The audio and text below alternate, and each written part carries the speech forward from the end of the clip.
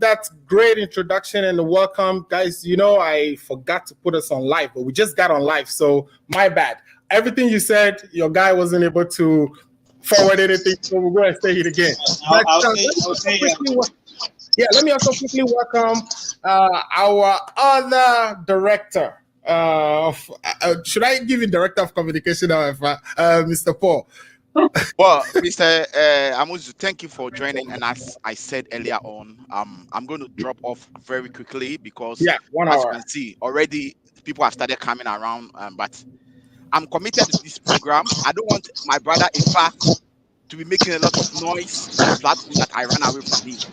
So I decided to come to face it squarely. So I will try as much as possible to make it for the first hour, and then I'll drop off. Thank you.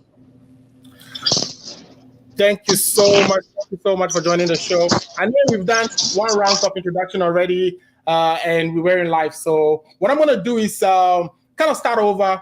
I am joined specially by a lady today, which is first on this show. We are going to be joined by Cutie Queen. Cutie hosts a show with me, Makan, which is on Trend Africa. We do it every Sunday. I think we have a show tomorrow, Cutie Queen. Yep. And she's debating me vigorously.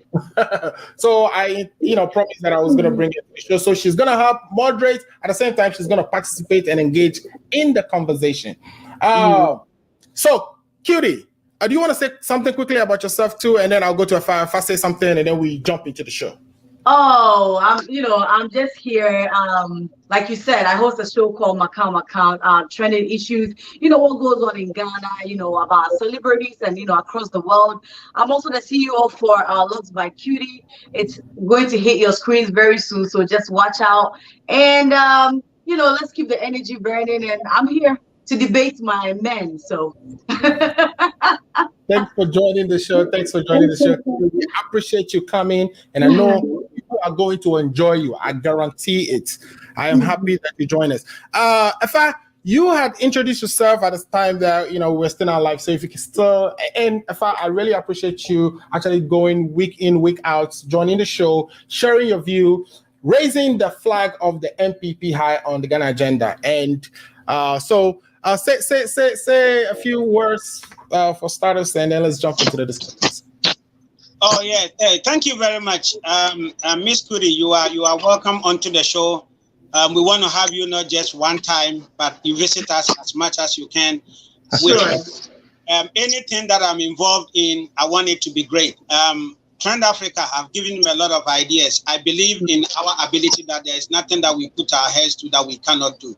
We are to add our contribution towards making sure that development goes on Ghana is as we want, and that our political leaders are doing as is expected of them, nothing short of that. We may have different ideas as to how we look at issues, but the agenda is the same. If Ghana goes well, it goes well for all of us.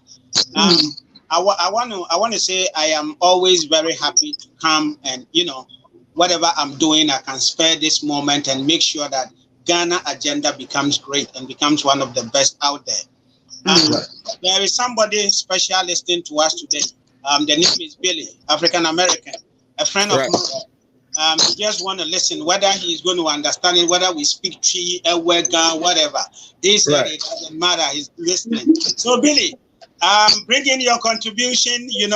We are all one, and we are in America, at the same time, it's a global world, and we're reaching out to everybody. Bring your contribution towards the development of Ghana. Share your views, share your ideas, and also make sure that if you're on Facebook, YouTube, share. Ask your friends, ask everybody to watch this. You're going to get something out here. You're going to give us information out here that is going to help in shaping Ghana's development and all that kind of stuff. Thank you very much, and we hope to have a great discussion. Thanks.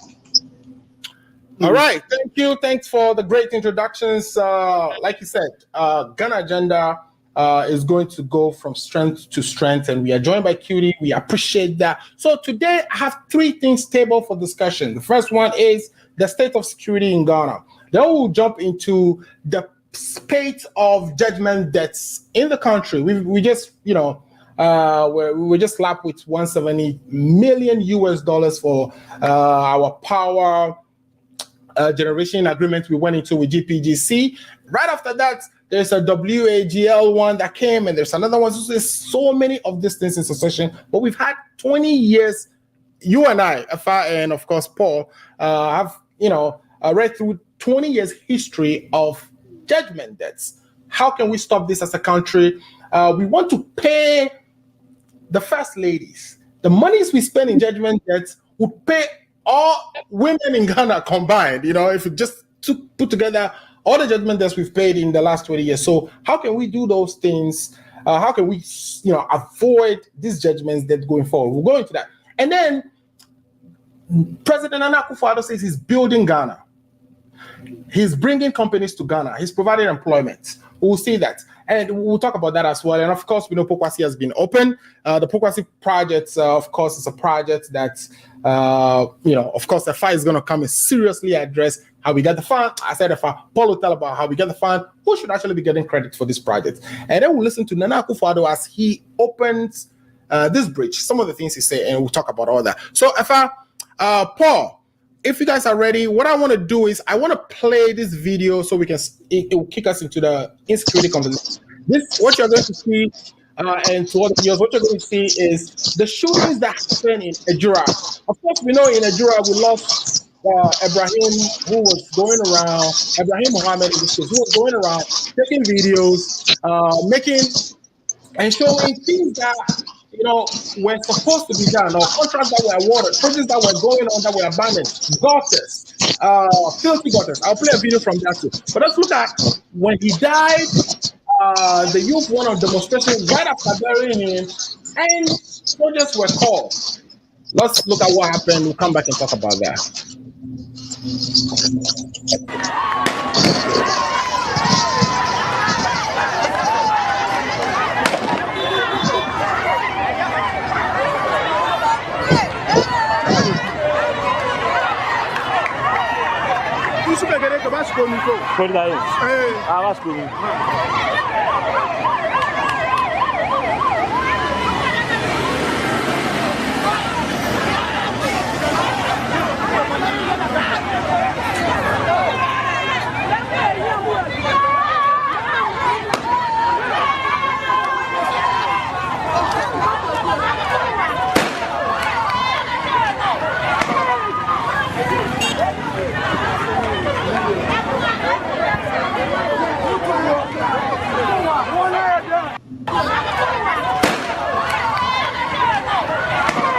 Guys, I don't know if you see that last shot, but that last shot, it looks like it's going right into the people. Just so you can take a look.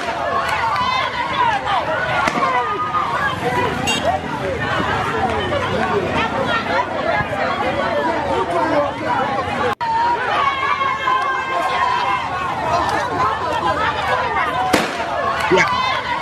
I don't know if you saw that.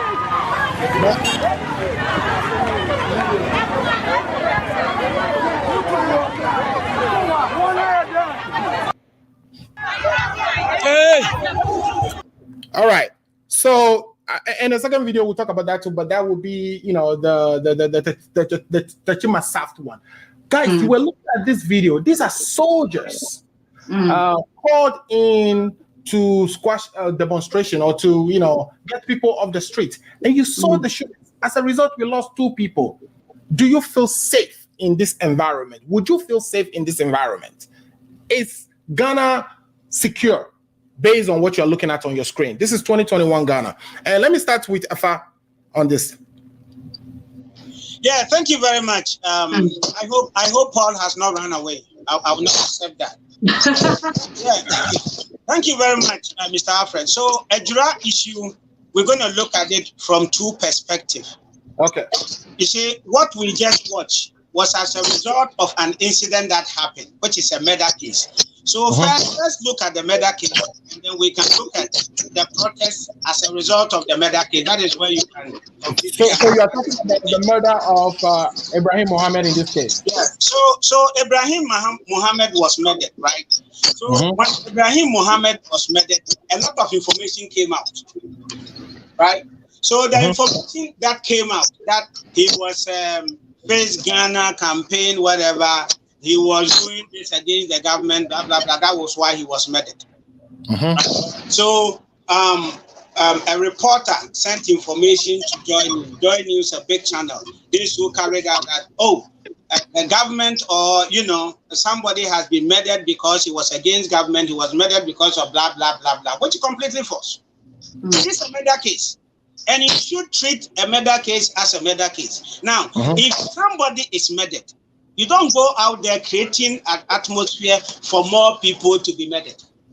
Because we want to find out why that person was murdered, which is the police issue, and then put structures in place to avoid it next time. Is that not what should be the case? But that was not what happened. So first was a murder case that led to another. The second thing was the protest.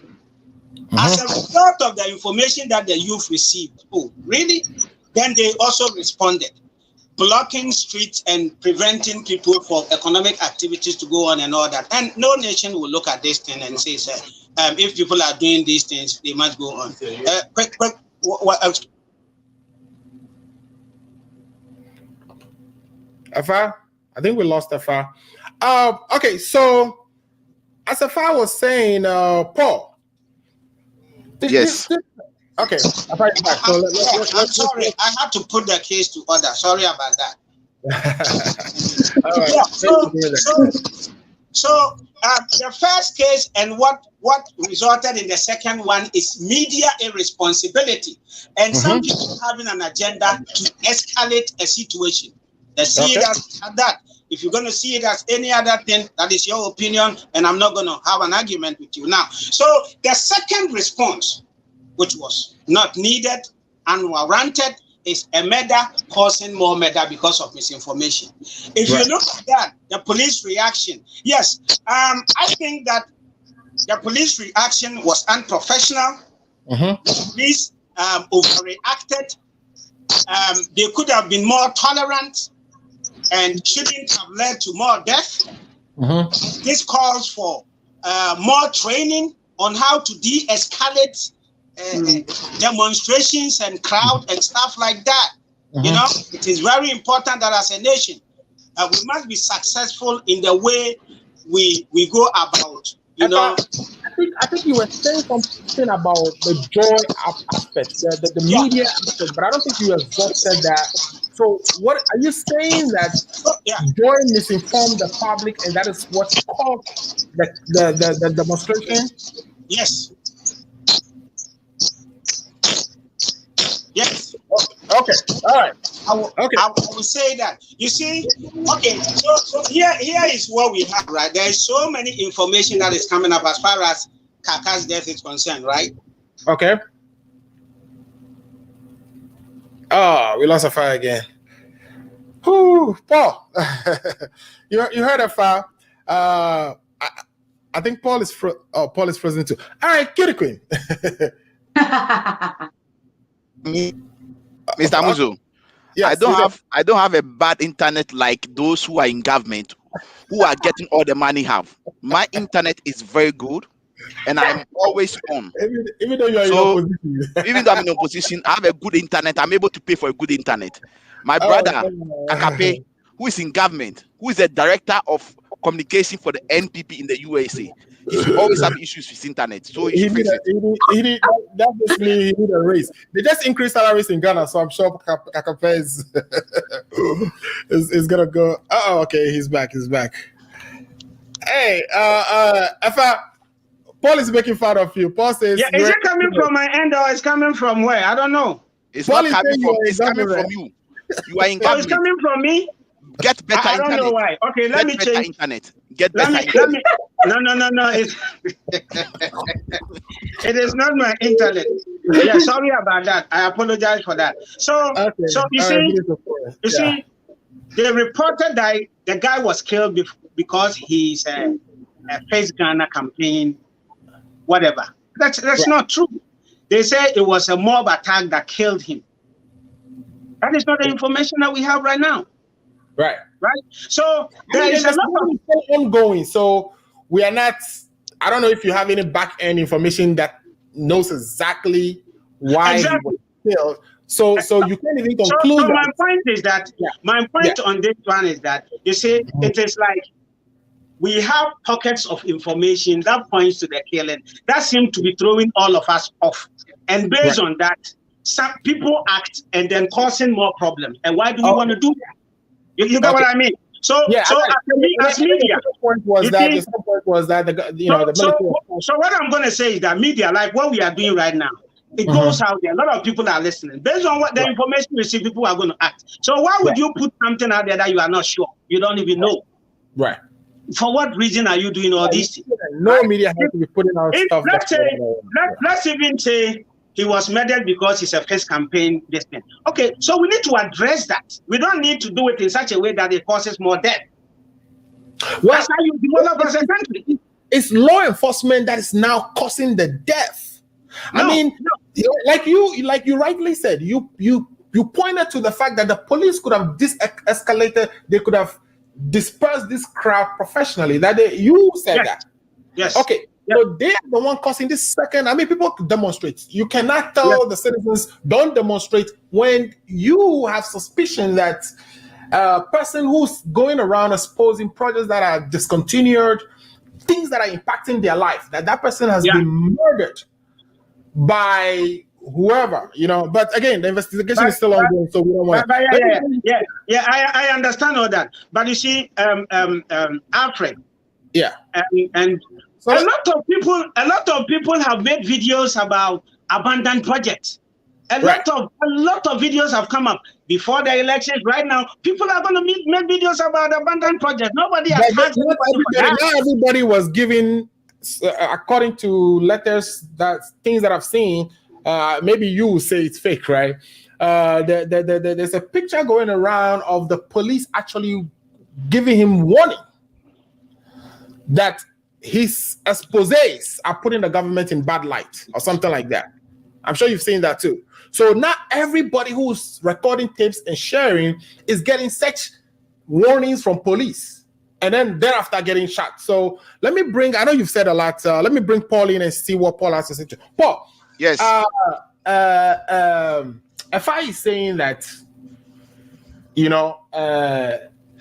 Joy News here misinformed the public because Joy took a story out. You see, my brother Effah know definitely that the reason or the murder of Ibrahim was because he was exposing. Like he's saying, there are so many people doing these videos, but like I've also said, he was the one who is getting the police warnings. So what do you have to say that we all know that, of course, the military.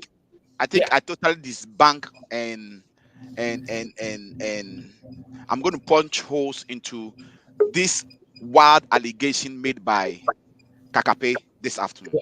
Okay. It is never true that Joy FM instigated this demonstration. Now, let's tackle the issue from each root cause. We all over here know that since the day the president took over as the president of the country, Ghana has not seen peace since then. Our security apparatus continue to deteriorate day in, day out. Alfred, when you do something to make. So what do you mean by that? When you do something and you let it go, this is what happened. Let's start for Ayawaso West Wogon. Okay. We saw party vigilantes who has been enrolled into the national security, wearing national security apparatus, using national security vehicles, using national security weapons, went to West Ayawaso to go and attack innocent people. We all raise issues. The president Nicodemously formed a committee, and when the committee sat, we understood from the committee that even the IGP then and the police operation commander then, they all disassociate themselves from those groups. They said they don't know them, they didn't deploy them, they have nothing to do with them. And what did we see? At the end of it, all the recommendations that were made by the Short Commission for double to be punished, For the guy who slapped Sam George to be punished, what did we see? The president, the tyrant president, tossed it and put it in the dustbin. Let's put that one aside. Number two, let's talk about the election 2020. Myself and Kakapi were all in Accra, Ghana. Look at what happened in Techima South. As we speak, nobody has been held accountable for it. Don't forget the West Ayawaso West Wogon, nobody was held accountable upon the detailed work that was done by the Emushot committee. The president decided to throw it away because he wanted to cover his people.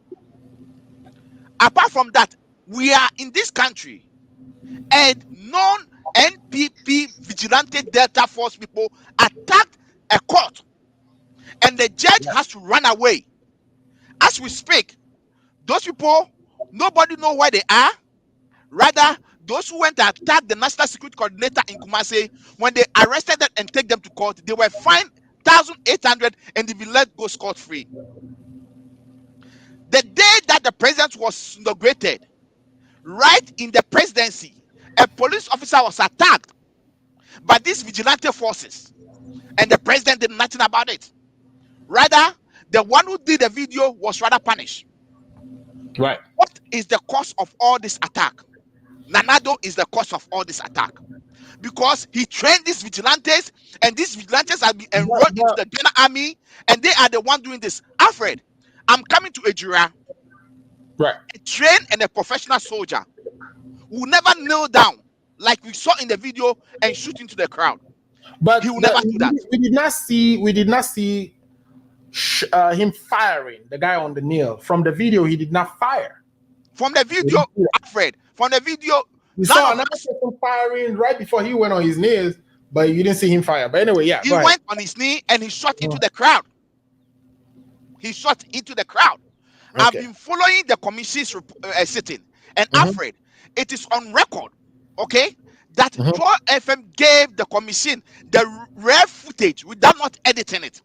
Right. The commission tried to play propaganda, so they decided to show those one that was edited and left the raw footage. Why didn't they show the raw footage? So for my brother Effah to come and sit here this afternoon and be saying that Joy FM instigated the demonstration, I disagree with him. It is a fallacy. It is not true. Look, those people in Ejura or the commander in Ejura stated categorically that he never called for soldiers to come and help. He called for reinforcement. And look, the police service, they have FBS, they have SWAT team. Why didn't they send those people? Why did they send the army over there? Right. Because they know what they were doing. Now, for me, this Kaka's issue, I'm not going to sit here and say Kaka is a member of the Fix the Country. He's not a member of the Fix the Country. The issue I think is that somebody has lost his life. Yes. And we need to be investigated. Right. And now, as we speak, 3 suspects are being interdicted and they are in custody and they are being investigated. But so Paul, I will leave that. Paul, I want you to address this part. What Effah is saying is that, yes, somebody was murdered, just like people are murdered all the time. But it took a news channel to create a linkage to a video that he makes and he posts, and therefore he was murdered because of it. Such an information is likely to incite the people. So he's put his finger on that and saying that Joy has a role in this. As a news media, the same way you had the same, you remember during the election, Joy called the election for the president, and you thought Joy did not have the right to do so. They didn't know that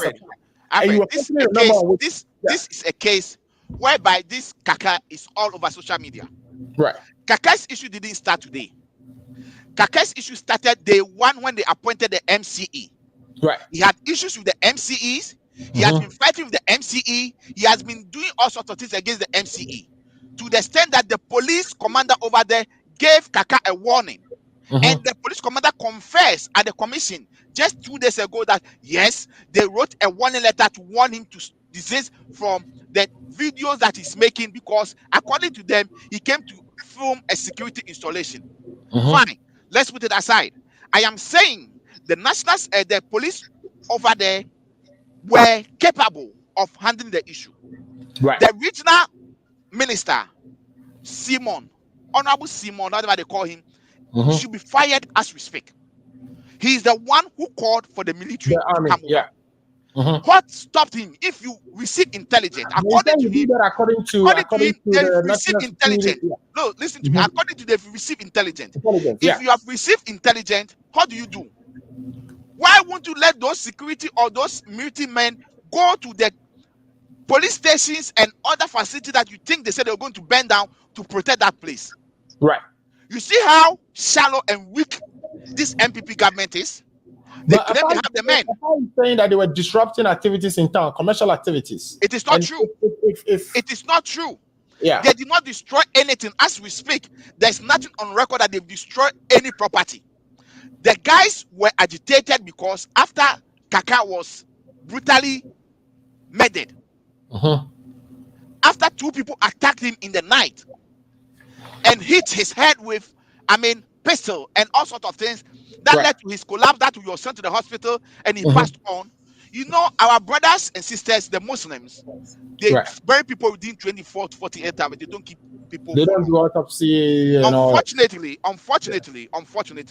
Right. the national security coordinator over there, which is headed by the regional minister, should know that there was going to be a confusion because this guy was murdered, perceived to be a member of the Fix the Country. That is why he was murdered. And he's also MPP, by the way. An MPP member. Okay, so what do you do? Mhm. The best thing for you to do is to bring policemen from the SWAT team or the FPS team to protect those security installations that you have the intelligence that they said they were going to burn down. Right. You rather call the military. And the police commander confessed in the sitting that he never requested for military support. Okay. He asked for reinforcement. And let me put it on record. The regional secretary of MPP, Sampine, Honorable Sampine, Mhm. has put on record that the MCE has issues with Kaka. With Kaka, yes. So, Meaning the chief executive, and apparently his bodyguards, right? Exactly. His bodyguards have sent a warning, a video warning to the guy. Right. So if I should come and sit here and say that Joy FM, in front of the committee, he said he doesn't have bodyguards. Yeah, he said in front of the committee, he denied those people. Yeah. He threw them under the box. So if my brother Effah should sit here and tell us that, Joy FM caused it, it is not true, because this thing were all over the internet. Joy FM just depended upon the information on the internet and they make their news. As much as I don't agree with Joy FM in a lot of things they've been doing, Joy FM has not done anything wrong. And I said it from day one. When you remember on our platform, which the three of us are on, I said that this committee is just to cover up. And evidence that are coming up show that they are just there to cover up. Let's not say that, we'll wait for the committee to do its work and we'll see, the result they will release. Then we reach that conclusion. We can, jump into that. But let me bring, someone who's not a political. I know this is an NDC and MPP. In the middle of that fight, I saw Cutie Queen, who's helping me host today. So Cutie Queen, you've heard the two sides, right? These guys are sitting. They beat me all day. Then I come and also try to bother you guys over Waka. But Cutie, what question do you have for the two parties? I know that the soldiers bad here. How do you go and shoot in the crowd like that? Cutie, you've listened to the both parties. What do you think? Do you think Joy is at fault here too? What are your thoughts on this?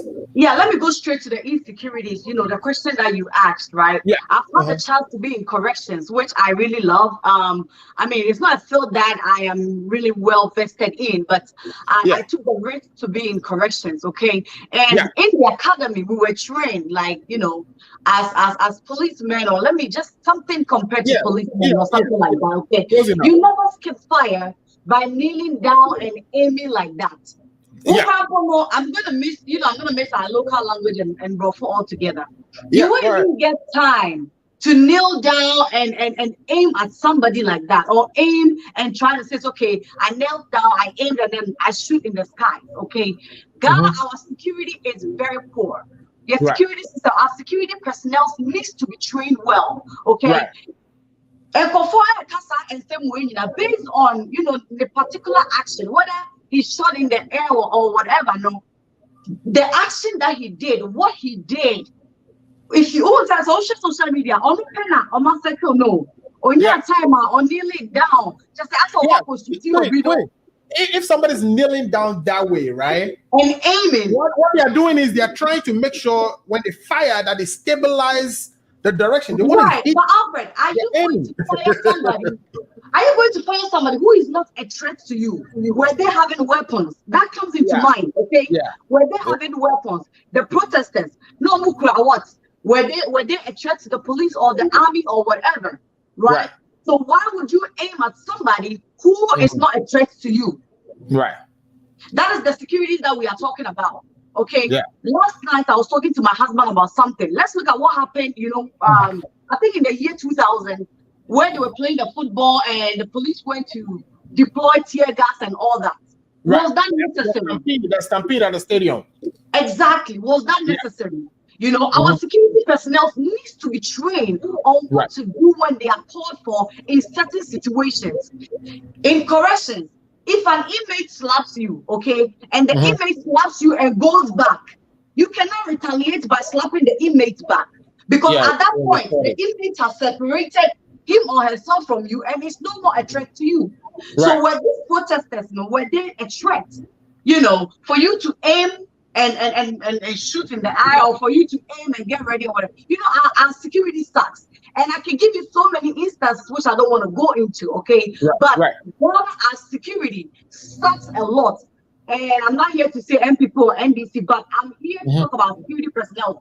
Whichever party is on now, that's who we are going to blame, okay? Yeah, but they have to make, I don't know, they have to make, what's the right word I want to use?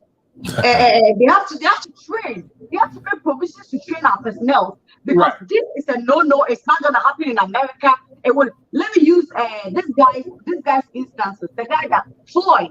Okay, there were series of videos that came out where we could see that even at a point the guy was resisting. But what happened at the end? The police officer was held responsible due to his actions. Why? Because he knows better.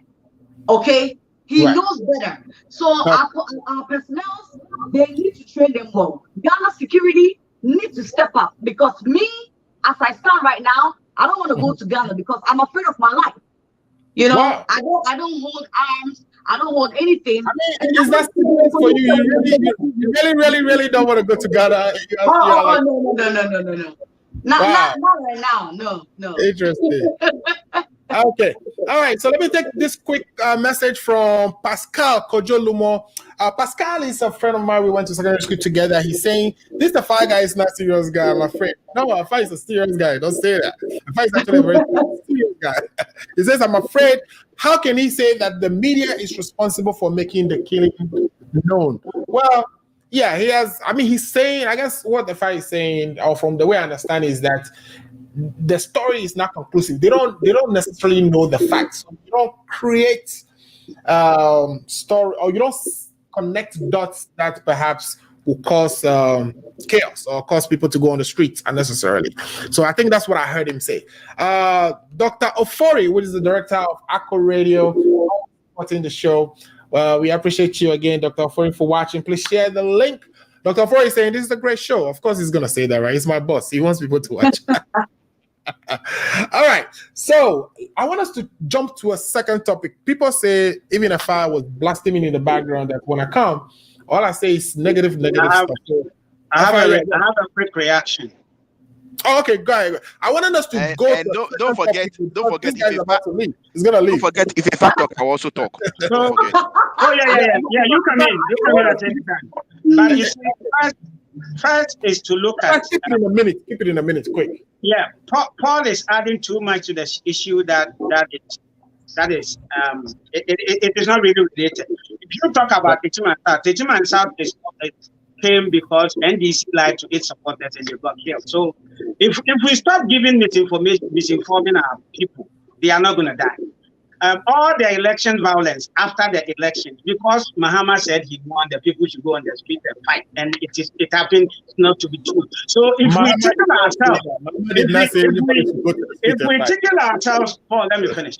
If we tickle ourselves and we are not really going to address the causes, the reason that causes these things, but we want to just hammer and be in the situation, we are not going to solve any problem. Because yesterday was Ayawaso. Today it's a July. It's not even one death. One death has caused more death. And we don't even know how to do it. So if we just don't want to solve it and say that, okay, how do we investigate murders? How do we report murders? But we just jump into a report that people acted on, that police came in. We can talk about, you see, the police thing is also something completely different. You know, we need to address how they tackle demonstrations, you know. But Cutie, I would debate you any day if you think America is more secure. I'm ready. No, let me finish. If you think that America is more secure than Ghana and that you don't want to go to Ghana, we just had a fourth Republican celebration, and over 210 people died within 3 days. Here in Chicago. We are not on fire. So if you let me finish, because when you are talking, I want to come in too. But you see, one at a time, so that we make the point. Now, out of the over 600 shootings, right? About over 100 of them was alone in Chicago. But you see, I have been in Chicago for over a decade. And if anybody asks me about the shootings and talk about it, I said, it is not like the way you think it is, right? It is not like the way, it is not like I am afraid to walk out at night or day because people are shooting. No, right? The American shootings, if you don't understand, you will sit somewhere and think that, okay, why would over 600 shootings, right, resulting in 200 and something, but we don't say America is insecure. We are here comfortable. Because you need to understand what security and all these things encompass. So you don't just use one or two incidents to judge that because of it, the whole of Ghana is insecure. You are buying us.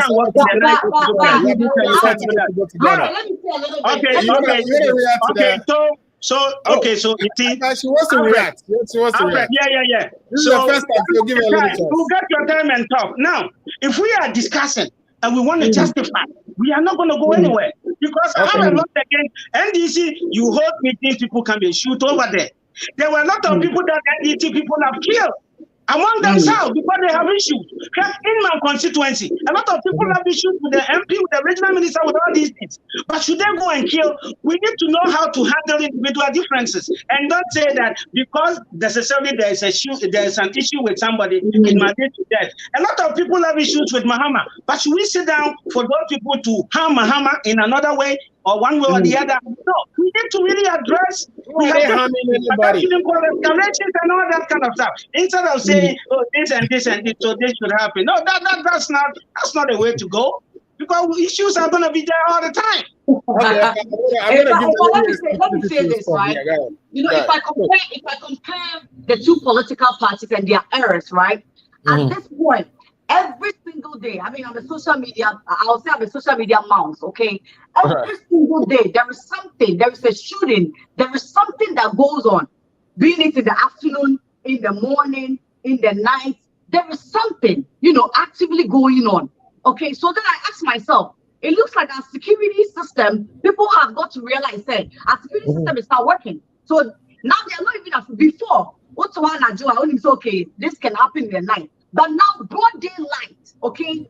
People have tested the security system and they know, so even if I do it, nothing is going to happen to me.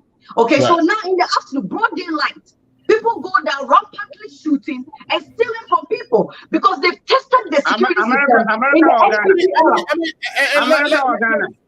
Okay, here's the thing. The issue here is who robbed who yesterday? Who robbed who? Where did robbing this thing take place yesterday? Where? Yesterday, what robbing and shootings and what went on in Ghana? There's a lot of work that happening in Ghana. The fact that it's not hyped in the media or the media is not covering doesn't mean it's not happening. But also, we should speak the facts, not projected. You can say every day, every minute, and then I'm saying yesterday, the incident that happened in Ghana. There's none. We should stop in our country like that. The numbers every second there's a violent crime, and we think we say, yeah, that is unacceptable. Okay, If you want to know how many people die a day in Ghana, that number should exist. Your government, your people are in power. You can get that You number. tell me you are talking about social media. It's on social media and everywhere. So if the government has not provided, I'm talking about the statistics for yesterday, Friday. And you can't give me now because it's not true. I think Judy is saying that she's scared to go to Ghana because now is the law enforcement that is doing the killing. This is not Chicago where it is not true. It is not true. What you're seeing on TV, it is not true. All right. Take the whole year. How many law enforcement people have killed anybody in Ghana? How many? And come to America where we sit comfortably and we say that, and we say, how many people have been killed in America and you feel comfortable here? No, that came out, right? And if you listen to the testimony this guy is giving, right? Our law enforcement are even more corrupt than the citizens. We are not. Corruption is a different case. Corruption is a different case. We are not talking about corruption. We are talking about killing. Corrupt us in money-wise, but corrupt us in killing and helping to kill. No, I'm telling you. All right. Okay. Let's go to Paul. Yeah, let's go to Paul. I told you. Alfred, you said you were going to. You said 1 minute, but Mr. Effah spoke for almost 5 minutes. I've been watching the time, so I think you give me 5 minutes to rebuttal all the lies he's thrown out. Okay, I want you in to the first place. You can go and talk about. Yeah. I'm going to do that because I need to even drop off. In the first place, my brother Effah was being mischievous. Us 1 hour. We are holding you to that. Yeah. My brother Effah was being mischievous and playing propaganda this afternoon. Right. I listed a number of incidents. I also West Wogon, he ran away from me, he didn't speak about it. I spoke about the Chima South issue. He spoke about it and said Mahama told the people that he's won election. That is why they went there and they were killed. The case, and let's say the record straight, Mahama has never said to anybody he won the election. And if you want us to go into the records, it's on record, and I'm going to state it over here, that Nanado is a president that was selected for Ghana. Nanado is not a president elected for Ghana. Nanado is a president that has been selected for Ghana with the help of the Chief Justice and with the help of Jane Mensah. Effah knows that as we speak, we have 6 different figures. That is a lie. I don't know which one is the truth. Now, moving from there. That is a lie. It's been confirmed by the courts. If you care to know, the court even gave another set of figures. As we speak, we have 6 different set of figures. If you care to know, so and we all know that Nanado did not win the election. He used the security forces. If he did not win, why is he the president? Why is he the president? Okay, because he used the security forces and the Chief Justice and the Jane Mensah to trace the results. That's what you guys did. So let's move forward. I am saying, and I'm saying over here that the insecurity in Ghana is the cause of Nanado. Nanado is the one. Nanado is causing it. It's causing it because Mr. Amuzu, if West Wogon incident happened, if he has taken action, as he told us when he was in opposition, that Obia Kramienu, he was able to have that 2 balls under him, and he was able to take bold decision on the outcome. He only have 1 ball. What are you talking about? On the outcome of, for me, I have 2 balls, so I am very bold. That is why I speak boldly. Nanado has no 2 balls. If he has 2 balls, he should have taken bold action on the Ayawaso West Wogon white paper. Because he allowed it to go, that is why these things are happening today. As we speak, in Techima South, military people shot into a crowd and killed 8 people. Nanado, as we speak, has not even called any of the family to sympathize with them. As we speak, that is not good. That's not good. On the 7th January 2021, the military invaded the Parliament of Ghana. As we speak, nothing has been done about it. As we speak. But that should be people. They tell you that your Alam Iban Bagbi is the Speaker of Parliament. Mr. Amuzu, as we speak, that issue is being covered up. Number 3, apart from the Ejura incident, Parliament is NDC. So we are saying if it is being covered up, are you saying the leader of parliament is covering it up, or who's doing the covering up at this, that you are talking about? The minority in parliament has petitioned the speaker.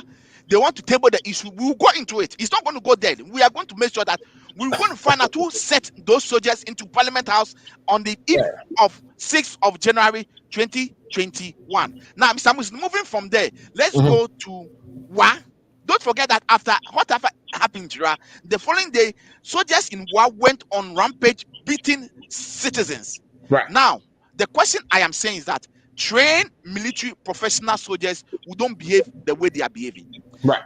Most of these soldiers that are going around misbehaving and going around beating people left and right are the NPP Delta Force vigilantes that has been enrolled into our national security, that have been enrolled into the military, that have been enrolled to the police. That the military didn't misbehave themselves? I am saying this squarely on Akufo-Addo as though because he's the commander in chief. President can change. He is the commander in chief. Alfred, we are indisciplined people. Alfred, he's the commander in chief, and he has to use, or he has to make sure that people who misbehave are brought to book. If he has taken action at Ayawaso West Wogon, if he has taken action at Tima South, if he has taken action at Odo, if he has taken action, these things will not have happened. The community knows that because they have a president who is not aware of what is going on, who doesn't know what is going on, who is not in control, they can misbehave and go scot-free. That is why the military is behaving so. And Alfred, I am putting it on a record. A trained military officer will not kneel down and be shooting or be pointing gun into the crowd. It will never happen. It is only a Delta Force vigilante that has been enrolled to the security who will behave like that. Now, moving from there, let me add it to it. Let me add this area. Indiscipline in our country, because even the average person is driving on the wrong side of the road. And let me add this caveat. My brother Effah should stop attacking. My brother Effah should stop fighting with the lady. He should fight with me because he's been making more. I'm here today. He should fight with me. Look, Effah, when we were in Ghana in December, there are no vigilantes in the army and police. There are vigilantes, Effah. You know, when we're in Ghana, Alfred, when we're in Ghana in December, when I sleep with only one eye. I open one eye. That is not true. Effah, you know it. Effah, you know it. Because security in Ghana is also They and they come and sit on radio. My own father was blaming that's why I have a problem with Paul. The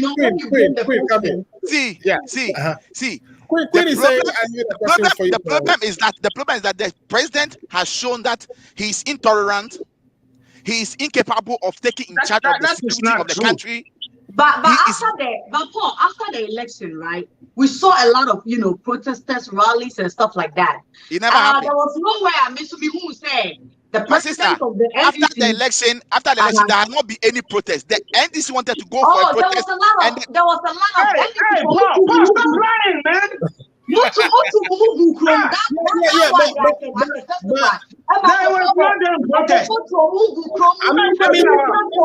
was before the electoral commissioner. That was before we are talking about. That was before the electoral commission declared the results. After the electoral commission declared the results, nobody has gone on the street again. That's not true. That's not even true. After the electoral commission,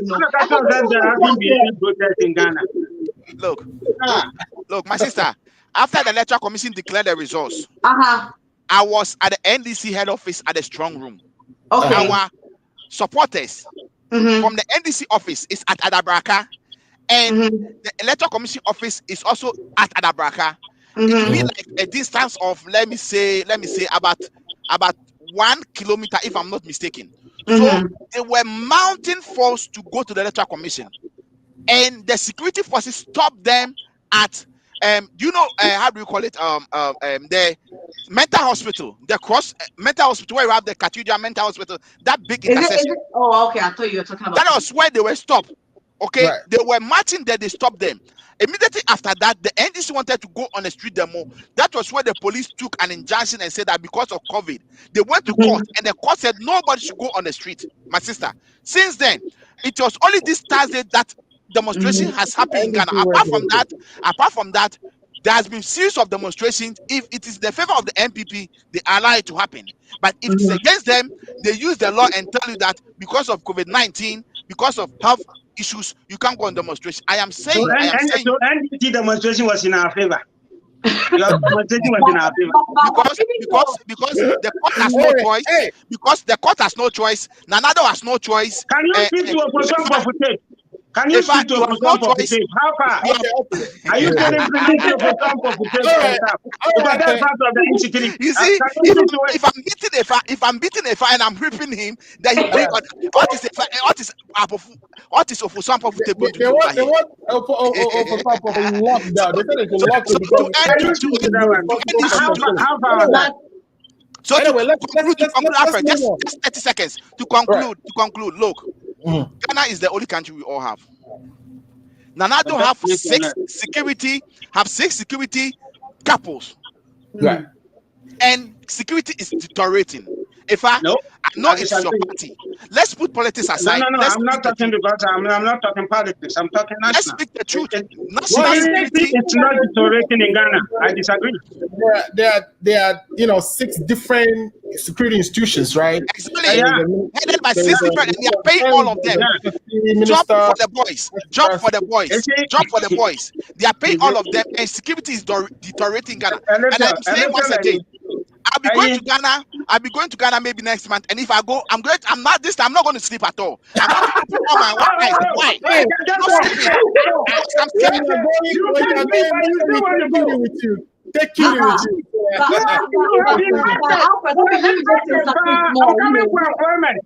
I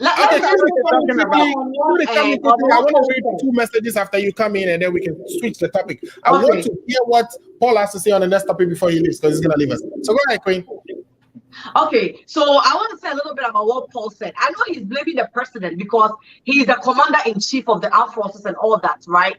But some people got and that's why I always argue with Alfred on our show, Maka. I know that there is this much that he can do. So we shouldn't blame everything on him. He's doing his best, he's trying his best and all that. Not to say you kind of say NDC is also good. There are so many things that happen in the regime or in the era of NDC that we can sit here and talk about, right? But just because of the Ejira issue, which we want to base on, which we're talking about the the armed forces and the military and what they did, right? So Paul, don't blame it only on the president. I disagree with you. I disagree with you. I support her. I disagree. What she's saying is that we are indisciplined people. Mr. Amuzu. Maybe I'm not part of those who are I'm a disciplined person, and we the NDC, we are disciplined people. I am saying over here, discipline. I'm saying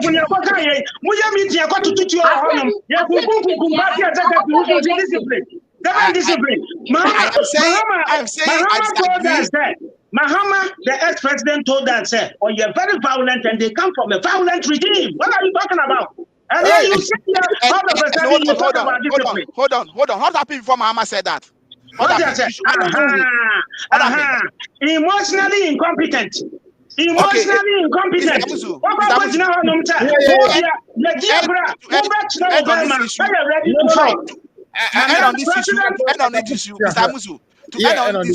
please. I am saying that I disagree with Kitty, your guest on the show.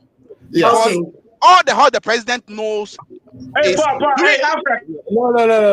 All the president knows is to fly and taking shower in the I disagree with you. The leader of your was put on tape, planning kidnapping, planning murder, it is not true. Killing, and making this year, it's not true. It is not true. Which of them are you guys implementing right now? No, NDC came from military, and then they know covert and overt operation. Which one are you implementing and reporting on this? I have a very strong belief that if NDC is talking about insecurity, you're winning movie. You behind the scene only winning. Because they have the military training, they have the military training, they have the people, they are planning. Mr. Amuzu, all Nanado knows is to take shower in the air. Now you have to be careful when you are in Ghana and it's raining. Be careful and make sure that it's not Nanado speed that is falling on you. That's all Mahama and Nanado know. Take shower in the air. So let's move on. Let's move on. That's what I disagree with Paul, because let's move on. When Nanado came to this country, right? When Nanado first visited, I was part of when he went to dinner with the ambassadors. At least I had the opportunity to be there and all that. He came and he spoke about so many things that he was doing and he's about to do, which we saw, some of them come into existence. When we talk about free education, although it's not that kind of a perfect whatever, but you want it up and down. Because Ghana is experiencing this free education thing. And up and down. So you can't blame everything on him. But my problem is that you say YFB. Okay. I don't mind. I think guys, Union rep in Ghana tell you future. I will Ghana will say you don't. Wouldn't security tell Europeans near America for? All right. How much you don't feel safe? How much your business?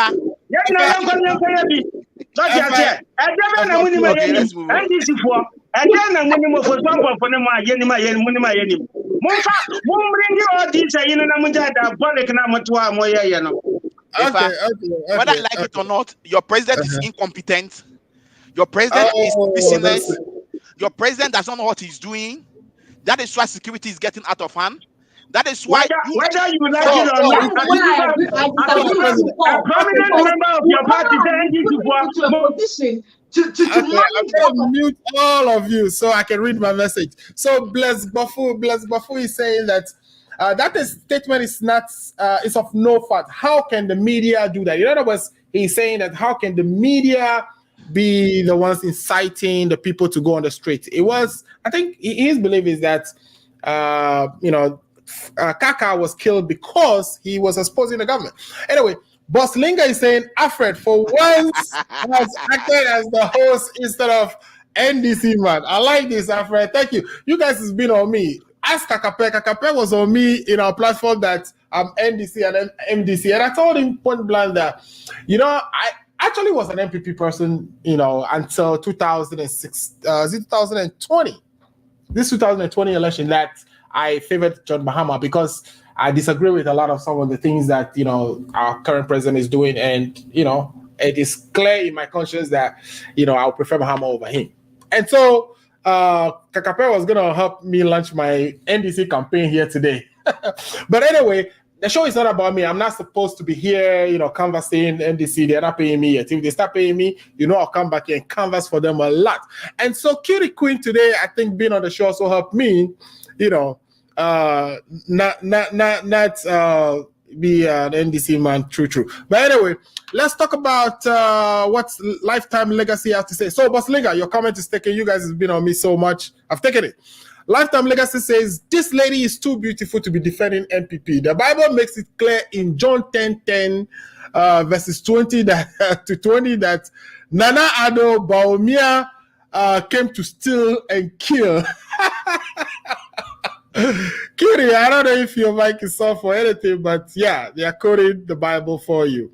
I think I muted all your mics. Sorry about that. You muted us. Okay, sorry about that. Paul, you on, right? Say something. Let me see if I can hear you. I am right here. Alfred, I'm not trying to defend NPP or defend NDC, right? I'm here for Ghana, and it is very sad because some of you guys, I'm not saying me, which I don't want to disclose too much, but have businesses and stuff like that in Ghana. Okay, what is the essence of building a business in a country where you yourself is afraid to be there?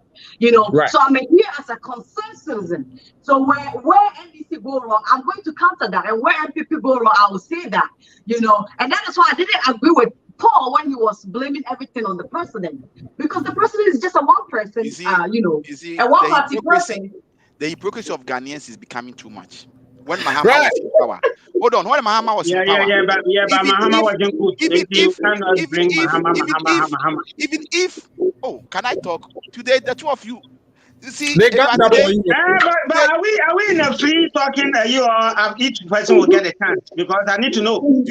Today, look, I will not allow him to talk, and then we can. Then we jump straight to the next part. That's not going to happen. Okay, if I won't talk. Queen came in because you gotta give everybody a chance to talk. Because if it's a free for all, then you are jumping. You've spoken more than anybody on this show today. You've spoken more than anybody. That's not true. That's not true. I can give you the whole day and talk for 5 minutes. All right, guys, and I'll still overcome you. You guys are stampeding the show today, so please. You allow the fire. It's okay. Okay, Ibrahim Mohammed says we are watching live from Achimota. Keep the good work for Ghana. Ibrahim, thanks so much for watching. Tell your friends the Ghana agenda is so much fire. Effah is out here throwing all the fire today. He wants to be the only one to talk. He's now moderating everybody. He says that this is not a free for all, and anybody can just jump in and talk. Boss Linga came back to say Alfred is anti-Nana Addo. I actually spoke so much for Nana Addo in 2016 to get him to win the election. So how can I be anti-Nana Addo after that? You know what I'm saying? No, you are pro. You are pro. Now you are anti. No. I mean, it's not. I don't want it to be looked at as though Alfred, it's an opinion. Don't let it get to you or me. Some people think I'm even NDT in some cases. So don't let it get into you. I have so much hope in Nana-Addo, and I've been disappointed. I am disappointed in him as a president because of Alfred, all I the have things 5 minutes to go today. So Alfred. Okay, let me play. Alfred. Yeah, let me play the next running video. away from me. You don't have anywhere to go. Okay. Look at the NDC is having a barbecue. Look at the NDC is having a barbecue in what is that? You know what I have to do when I postpone and come and meet you here? And now you tell me the then senior minister and now senior presidential advisor, that distinguished public servant, the Honorable Yao Safo Mafo, at my bidding, cut the sword for the commencement of construction of the Pokwase interchange to help solve once and for all the nightmare endured for several decades by commuters within and outside this vicinity. 36 months later, the project has been completed. And I'm happy to join you today for the commissioning of the 4-tier Pokwase interchange, the first of its kind in Ghana, the first of its kind in West Africa, and the second of its kind in Africa. It is important to put on record that the original contract design was for a 3-tier interchange. However, through efficient management by my government, the interchange was modified to a 4-tier structure within the same contract sum.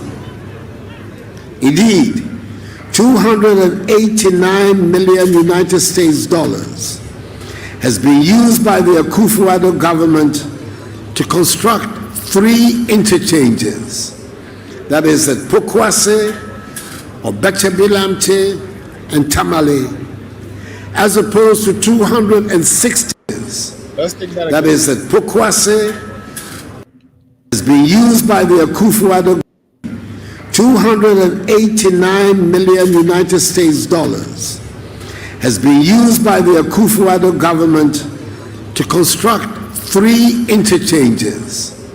That is at Pokwase, Obeche-Bilamte, and Tamale, as opposed to 260 million United States dollars being used by the Mahama government to construct just the Kwame Nkrumah interchange, as opposed to 260 million United States dollars being used by the Mahama government to construct just the Kwame Nkrumah interchange. These are further examples of the fact that we in the New Patriotic Party are good protectors of the public purse.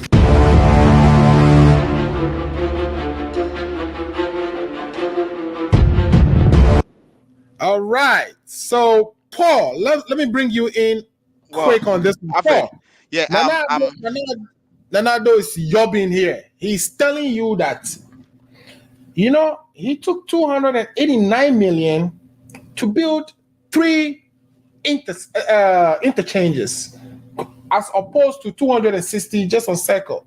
What do you have to say to that? He's using that as another evidence of him being a better manager of the public purse. What do you have to say to that? Well, thank you very much. And I think after this comment, I'm going to drop off because my guests have started arriving. Look, right. I'm not surprised that the president is making this weak and unsubstantiated, childish statement at that function. And I'm not surprised once again that he said in 2018, is it 2018 or 2017? No, 2018, when the Ayawaso West Wogon MP passed on and they were going to do election, when they selected the lady, Hassan, the lady to represent his husband, the last rally they held at airport, around somewhere in airport, the president said, Dr. Bawumia team, and I'm happy that he has confirmed that all the worldly sense has been put in the head of Bawumia, and as for him, nothing is in his head. Look, Alfred, I'm not going to be light over here. The president is very, he's the president, so I find very difficult to use words to describe it. Look, Alfred, let me just say this. Yeah. If the president can be in political mode all the time, if the president wants to be truthful, okay, or if the president learns from his lesson, he will not come and sit there and be making a mistake. You remember the Kaswa interchange. The president made wild allegation, the same allegation, and it took his own member of parliament to come and tell him that, Mr. President or Mr. Then the candidate, the things you are saying is not true. That there's no any, cost estimate of the Kaswa overhead interchange, and that because of the auxiliary infrastructure that have been added to it, everything look good. Now, he's comparing project at Pokwase to Circle. Even before I compare the two, let it be a record that the Pokwase project, Mahama funded or went for the fund, and Mahama was supposed to implement that project before we left power. It is true that it was a 3-lane, and he only exactly. It was true that it was a 3-tier. It was true that it was a 3-tier project, okay, which comes with auxiliary attached to it. With auxiliary, okay, as engineer, other things attached to it. Okay, when it takes like adjacent roads and all, like adjacent road, clinic, police station, and all those stuff. For them to take some of those auxiliary and then add another flyover, you come and sit over there and be. This is a childish, comparison. Because when you take Kwame Nkrumah Circle's flyover, for example, look at the congestion, look at the cost involved, look at the circle, the odor, look at the civil engineering structures they did. So you see, he's the president of the country. If I want to go in, I will say things that I will later on regret. He can be my father, so I will leave it there. But next time, he has proven that he's unaware of what is going on. For him to come and sit there and be making this baseless comparison is something that we have to all debunk. And I think, and unfortunately, I'll listen to this recording later on. If Effah will be truthful to himself, I don't know if Effah is an engineer, but if as an engineer, you should not come and sit there and be comparing projects once you don't know what are the apparatus and the auxiliary features that goes into a project. You should not come and sit there and be comparing projects to different projects. And I am saying this on authority that if it's comparing the Pokwase interchange to the Circle where he said he spent 260 as against 289, the president should respect it. It's not apples for apples. It's comparing apples to potatoes. And exactly. Let me bring you quickly, Effah. Why do you think it's necessary for the president on a day like this, where he started by saying he's resolving. If I think I have to drop. I have to drop, Okay. guys. I have to drop. Thank you. You don't want to listen to Effah and see what he has to say. Let me listen to Effah, then I'll drop. Yeah, he's saying that he's helping, decongest a place which has been a problem that plagued this area for 30 years and over. And the next word he has to say is, knowing very well that even the funds for this project was secured by the previous administration, the drawing and everything was done by the previous administration. All he has to do, he doesn't even have the choice to change his mind on this. This is already done. All he's actually came to do was, added a different lane, and Paul is saying he has to abandon certain auxiliaries. But on a day like that, and we've seen pictures before, when things like this happen, the president currently will bring the former president even to those occasions. Not only did he not bring Mahama, but on a day like that, he chose to criticize Mahama and compare projects.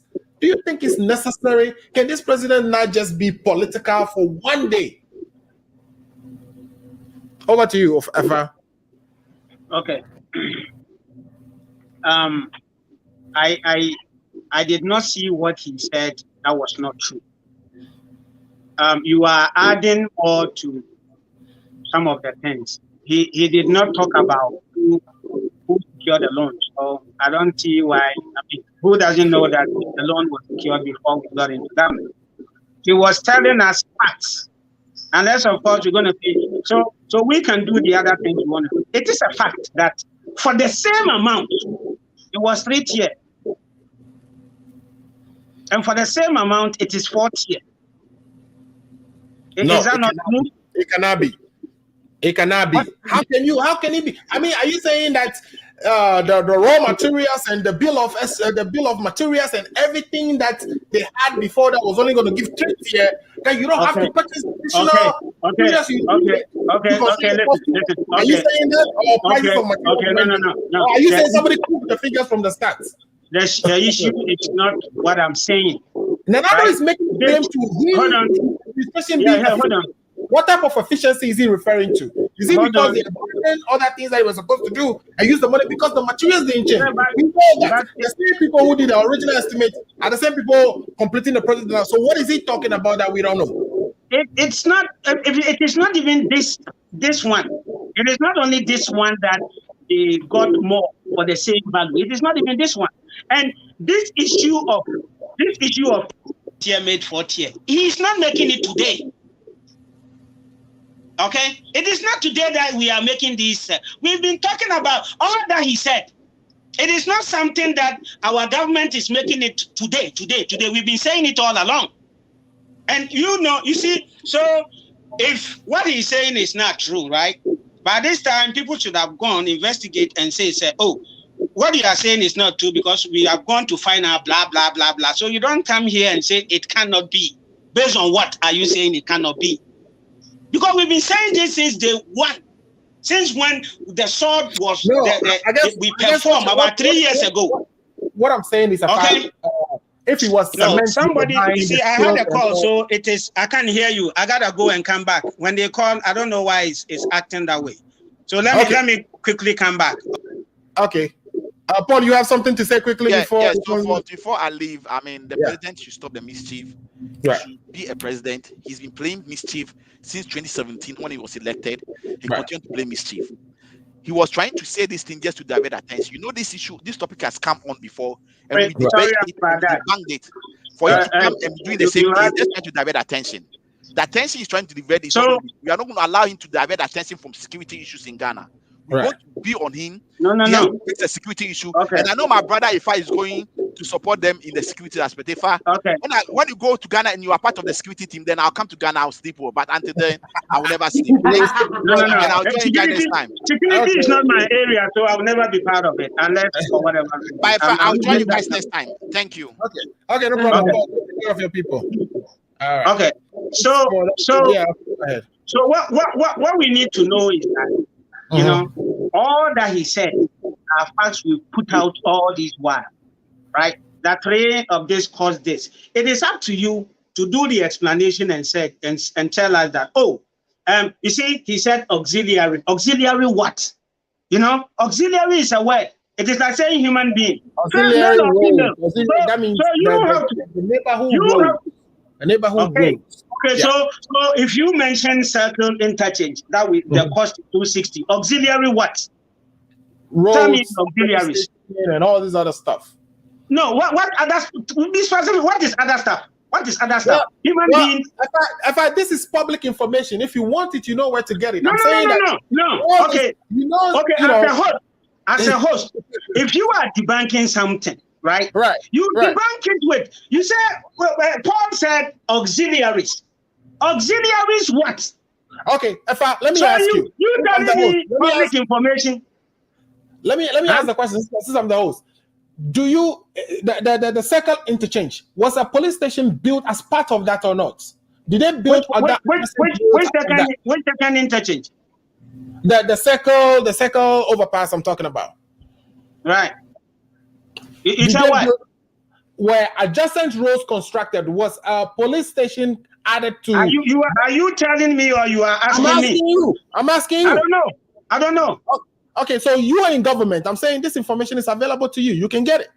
If you want to say that those two projects are comparable, okay. You should have the facts for that. No. You are not getting my. You said auxiliary, and I asked you auxiliary right, and then you throwing back my question to me. Yeah, I'm the host, so I'm asking you that you are in government. Your people are in government. He said you let him go. He said auxiliary. You let him go, and you are asking me the auxiliary. Did you hear the president talking about auxiliaries? Did you hear the president talking about auxiliaries? No, the president didn't talk about the auxiliary because the president was being mischievous. We are saying that you are not being mischievous. You are being mischievous. You know for sure that the engineering, the companies that actually built that interchange, the Pokwasi interchange, will not build just a fourth lane without incurring any additional cost. Something has to give. The estimates they made before, it wasn't because of great fluff in the estimate. So that you could just squeeze magically a fourth lane out of that. The fourth lane has to be paid for. How was it paid for? And, all that we are talking are conjecture and speculation, and we can engage in it if we want to. So we have to speak to issues.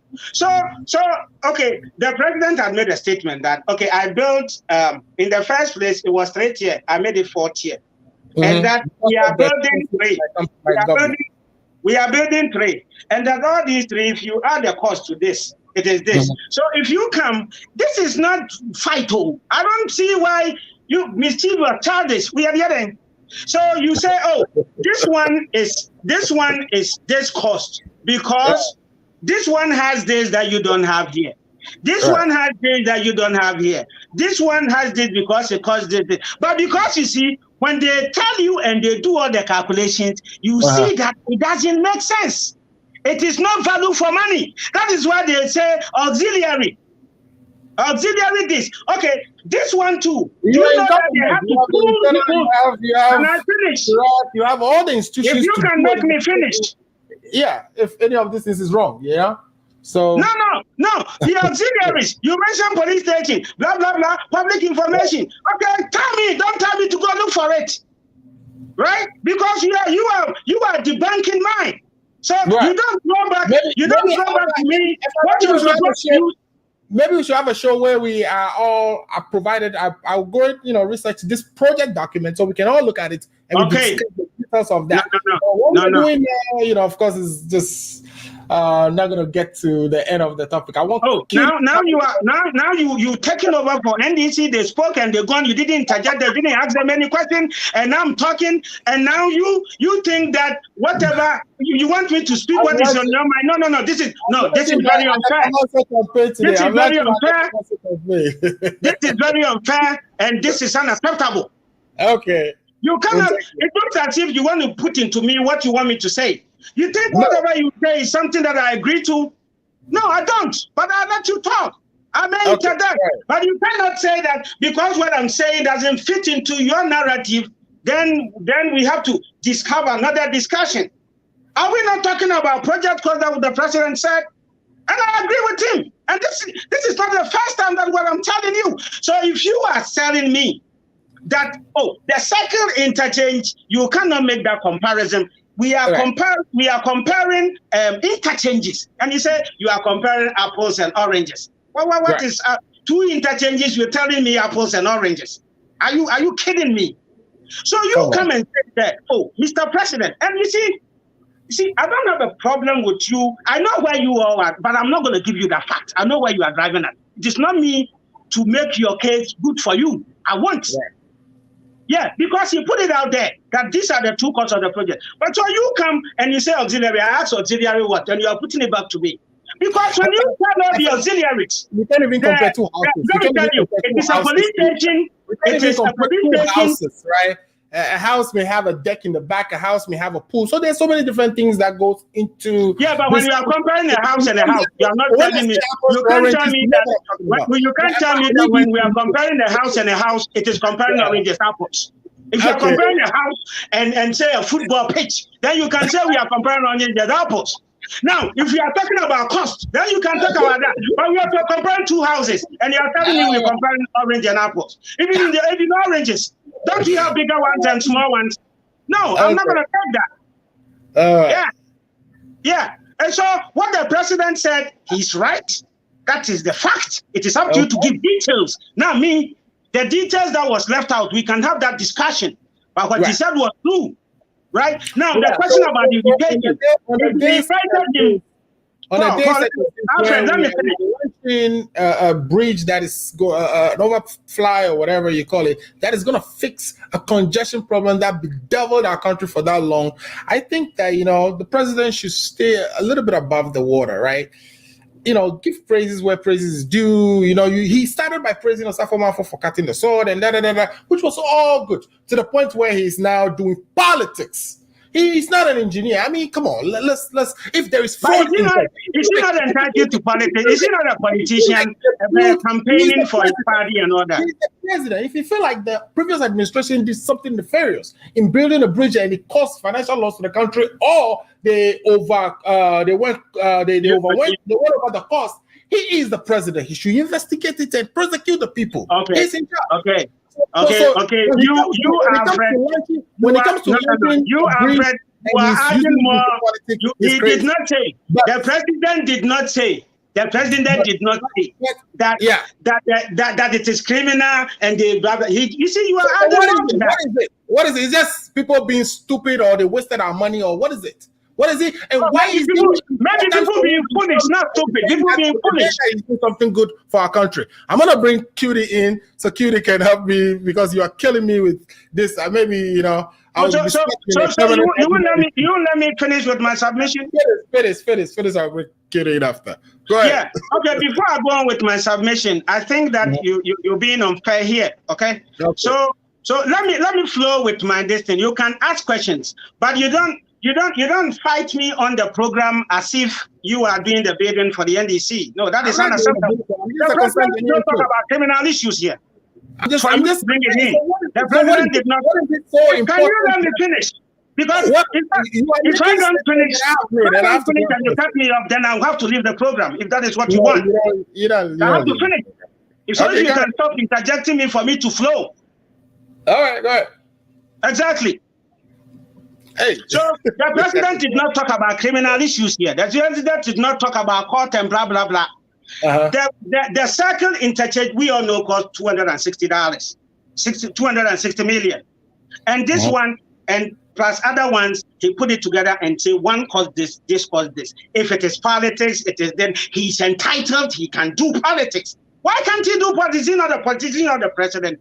It is up to you to come and say, oh, this is this because of this and this and that. There's nothing wrong with that. So go about this and go about that. You are entitled to your opinion, no question about that. We don't have a problem with that. Everything and all that he said is true. It is not only this. Now, even at the presidency, when they came, they had other cars. Out of the same amount, they were able to get 100 more cars for the police service. And when we talk about value for money and that they are saving the public purse, you say, what are you talking about? It is true.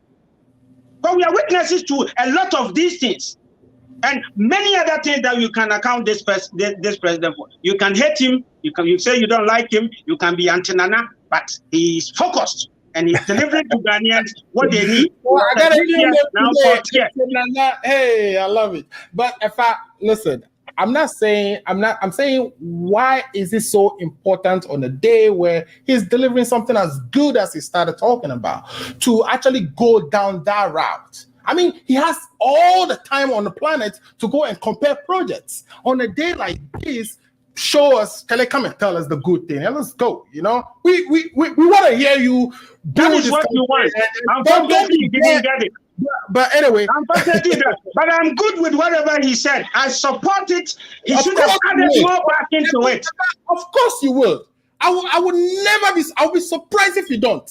Yes. Of course you will support what he said. But I'm saying that he should go and say that anytime else. Today, on other days, people who actually delivered projects built by other presidents invited those presidents to those ceremonies. You did not invite the current president, which it's your own prerogative. You can do that. Okay. Then I'll take yes. Delivering that. You know, I don't expect. No, how do you know? How do you know that they were invited? Are you not privy to information where they were going to commission projects and NDC people go and stop them? Are you not privy to information like that? I'm not entitled to my opinion, but let's see what. No. Are you privy to information in situations where they were going to commission a project under this government, and then the NDC organized that we will not let you commission it? Haven't you heard all those things? Okay, my friend, I'm just saying this particular project. Do you know for sure? Do you know for sure that the ex-president was not invited? You know for sure. You are in part of the people that organized it. If you did not see him there, does it mean he was not invited? Okay, no. I'm saying, hear me out. You are in government. If he was invited, tell us he was invited. Show us that. Okay, what evidence do you also have that he was not invited? But here's the thing. He took the time. He went out of his way to criticize the current. Did you show him the way that he should pass? And he went out. Are you the determinant of how the president should speak? If you invite me, are you the determinant of how the president should speak? Tell me that a project. You determine how the president should speak. Come on. All right. Now, you determine how the president should speak. You can disagree with what he said. Yes, and I'm going to but you cannot determine that he should speak this way, and that if it doesn't go this way, it is bad, it is this, it is that. Okay, that's your opinion, and I don't want to who he is. But whatever he said was the fact, was the truth. No, it just shows the personality. The personality on a day like that. What personality are you talking about?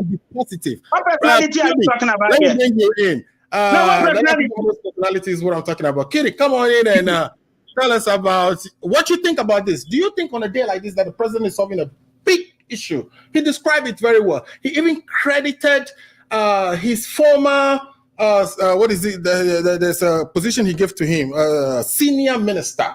Then, now a senior advisor to the presidency. He credited him for cutting the saw. He did not credit the people who actually went for the loan for the project. He did not credit the people who actually drew. He actually went out of his way to compare this project to other projects and talk about because of that he's a better manager of the press. Do you think he needed to do all that?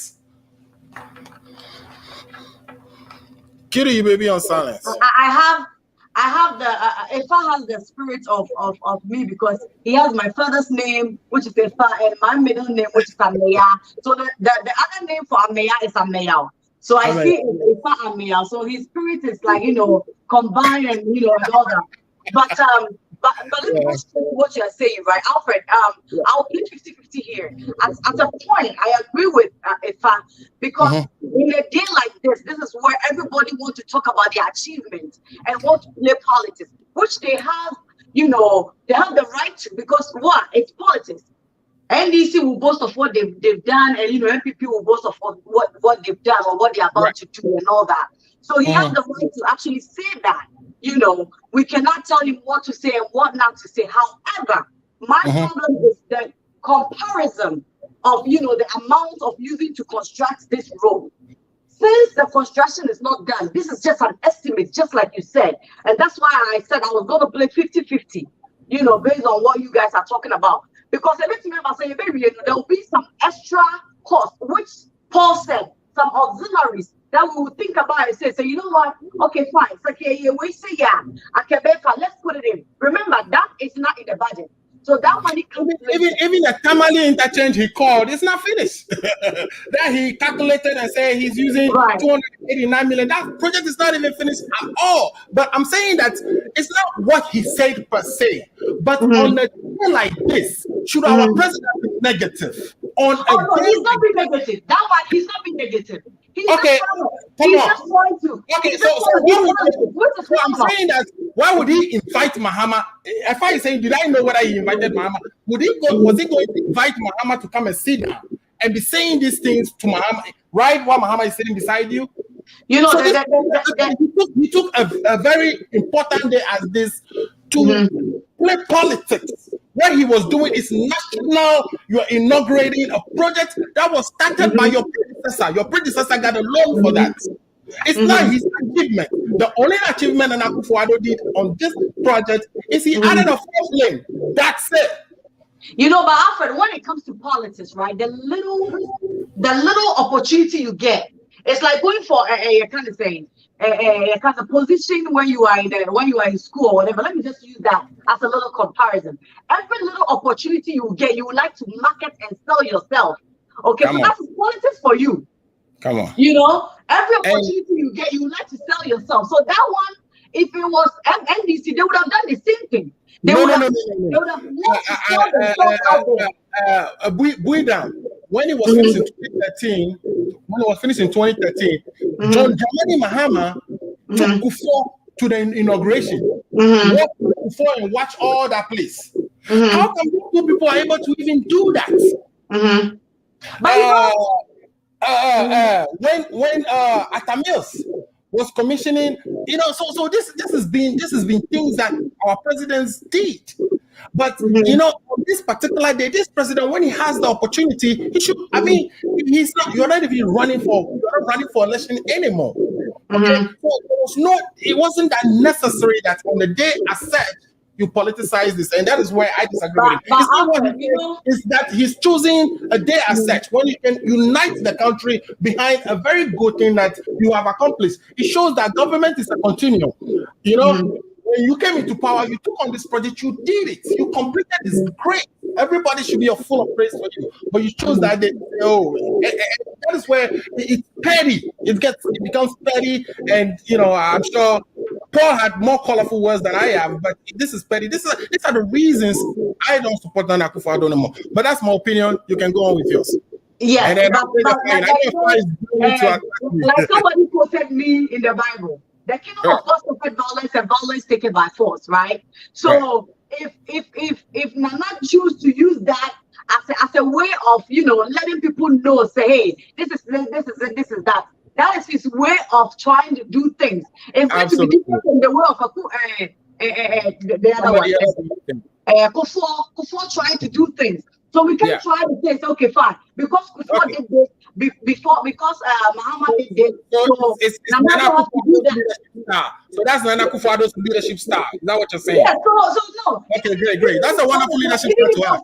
Leadership style, right?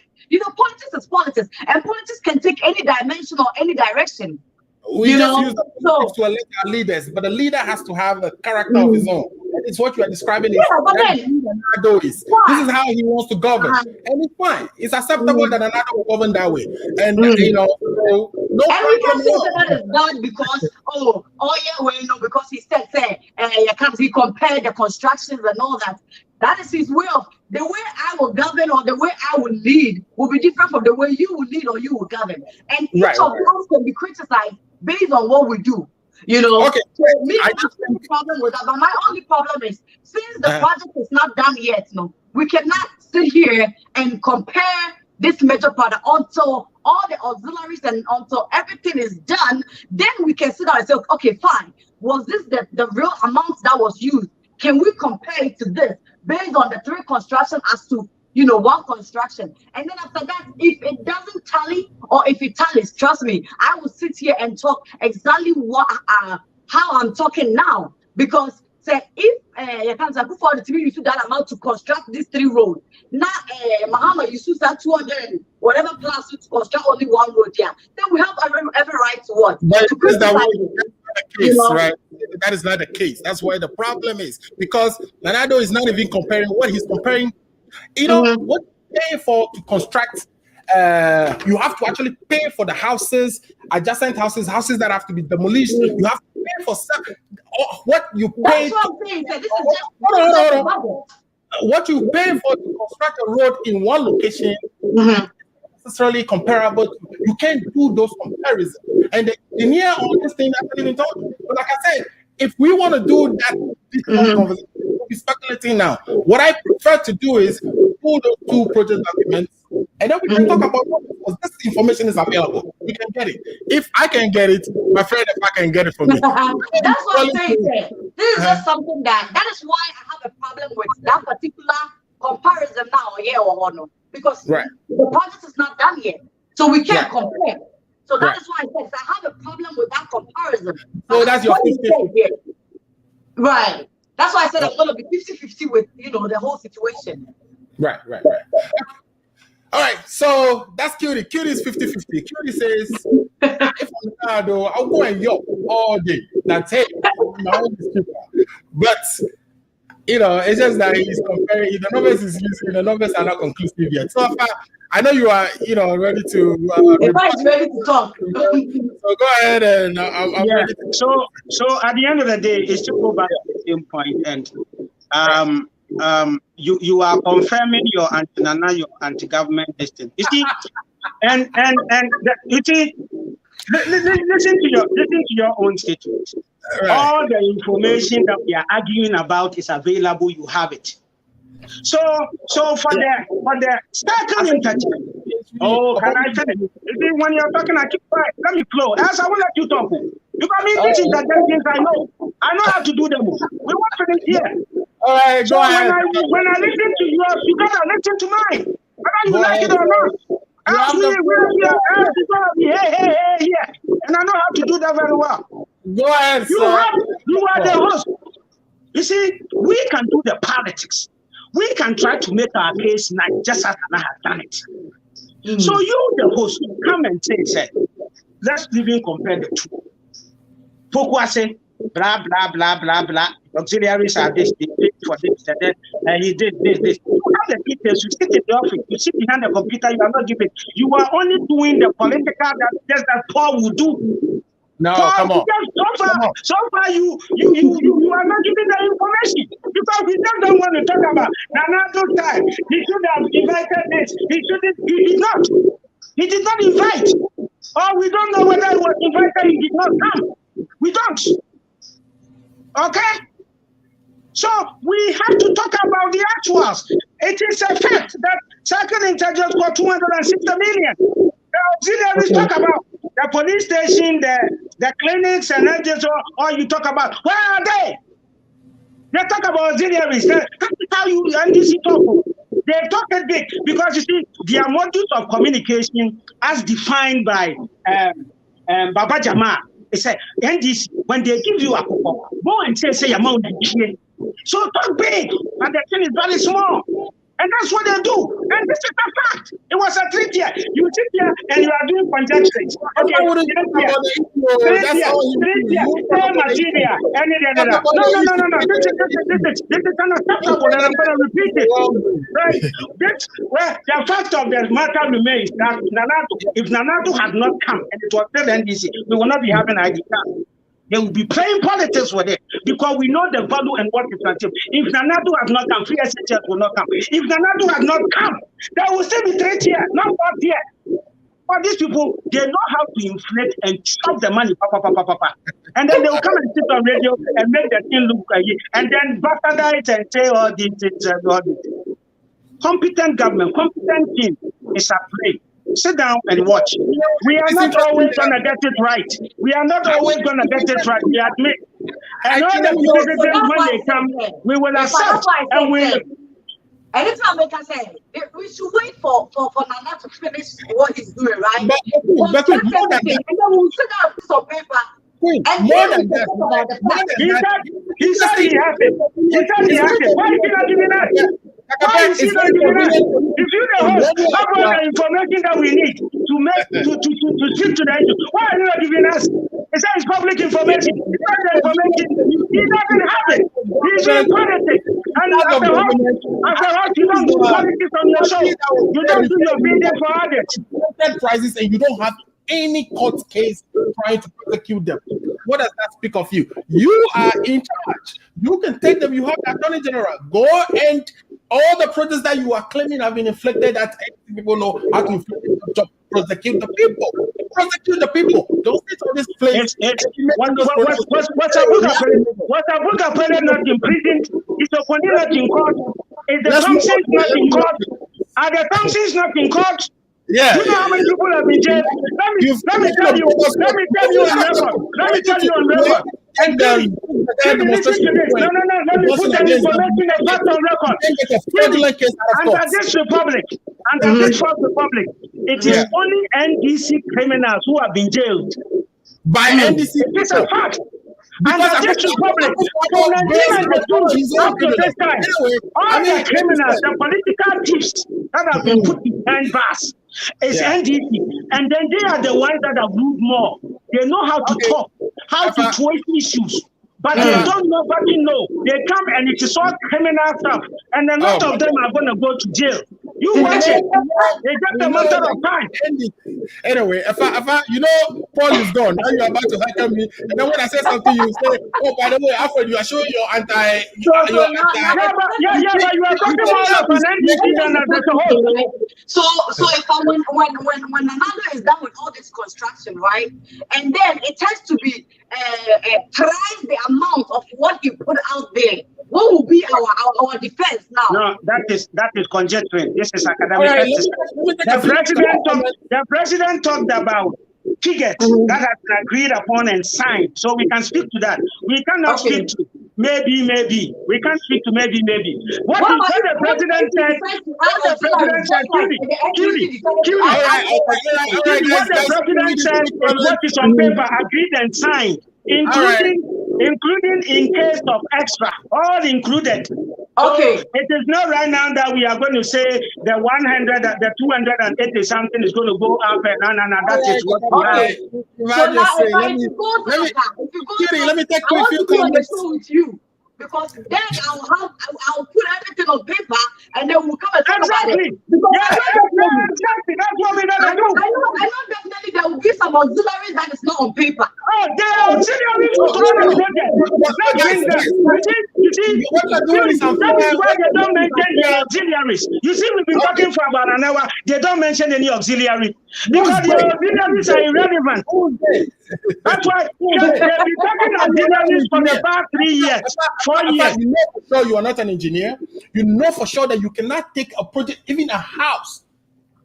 All that you are saying, my point is that all that you are saying is you don't give us the figures and the auxiliaries. It can be just you are not talking.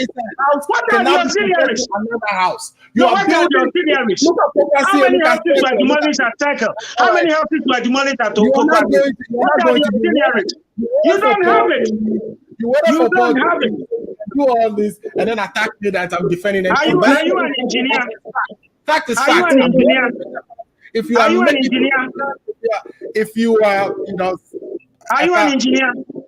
I'm not an engineer. I'm an accountant. Okay. So go for the information and then we can talk. That's what you gotta do. Information. We are all interpreting information here.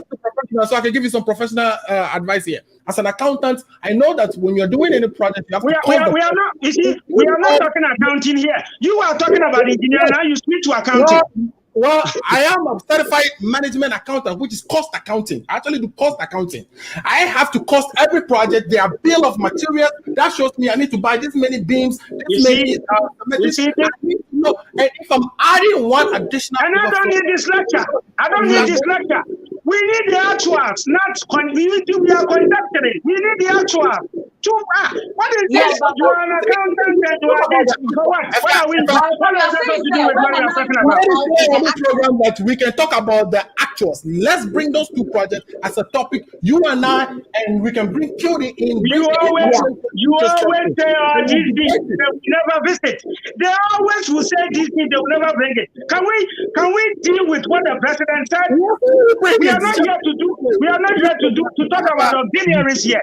This program has 3 topics we table. So let's me and you commit that we will go and find that document. If you have it, definitely bring it. If I find it first, I find like we do, me and you in the back, we collaborate. I share document with you, you share document with me. So let's not be on this program and pretend that we are enemies. I am ready any day.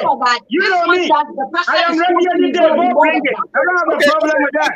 So we'll schedule another program where we would debate, like you said, project for projects, and we will talk about the things that you were referring, the auxiliaries that we are talking about. Let's compare Pokwasi to go and bring it. I don't have a problem with that. There is no point. Okay, let me take a few comments that our listeners have been passing around. This is interesting, though. I love it. It's energetic. I love it. It's energetic because that's the way yeah, thank you. He's drinking some water too. That is good. Cutie, get some water break as I read his comments. But what we are saying is, Lifetime Legacy say Nana Addo have no shames. Mahama Cat scored for all these projects. Well, the debate is out there again. It's Mahama did his version of Captain of Saul. The new government did their version of Captain of Saul, right? Ibrahim Mahama said MPP is protecting the public purse. 4 more to do more. Ha ha ha. Okay, so he's not agreeing with the first protection part. He also says dishonesty man at his age still lying. So we're talking about when Leonardo was speaking in the video that we saw. And then he said Pokwasi. So Legacy is sending us a lot of information. Thanks for watching. Please share the show so your friends can watch us. He's saying that Pokwasi is Mahama's project. We know that because, of course, Mahama did get the funding for it. The plan was drawn by him. Of course, the new administration added to the plan, and they made claim to that. They actually took that credit, but they didn't, assign all of that credit that went to the plan. And so even if you just added one thing and you are crediting yourself, right? Why don't you just credit the person who did instead of 3 people? You actually went further to people or make it known to people that, by the way. That is why I was saying. I think that is this what we are doing here. It's actually like we are doing we are just scratching the surface of it. Because this topic itself, we can revisit it with facts and factuals about this. But every if I'm thinking about this situation, right? Think about this situation. I started building a house. I got all the way to the roof. You can't put a roof on it. You credited yourself because you put a roof on it and you got it cheaper on the project without even mentioning that I built it all the way to where the roof and you just put a roof on it. And you actually went out of your way. In other words, you didn't have to, but you went out of your way to put other projects and now compare them on that same day without even giving a letter of credit. I think it's shameful of a president. A president is what we are talking about. I think it's shameful of a president, and it's my opinion. I'm going to keep that. That's what I personally have a problem with. Yeah, let me. Because if you are supposed to sit down and calculate, I don't think that on Saturday, cutie. Let me finish the other comments and we move on. Ibrahim says 137 MPP MPs and 137 MPP MPs, 1 independent NDC Speaker of Parliament. It is surprisingly NDC and MPP MPs are quiet about their candidates. Now, the Carlo thing, I have my own opinion on that. It's a loan. Of course, the government is responsible for some, but our MPs actually do a lot of work as well.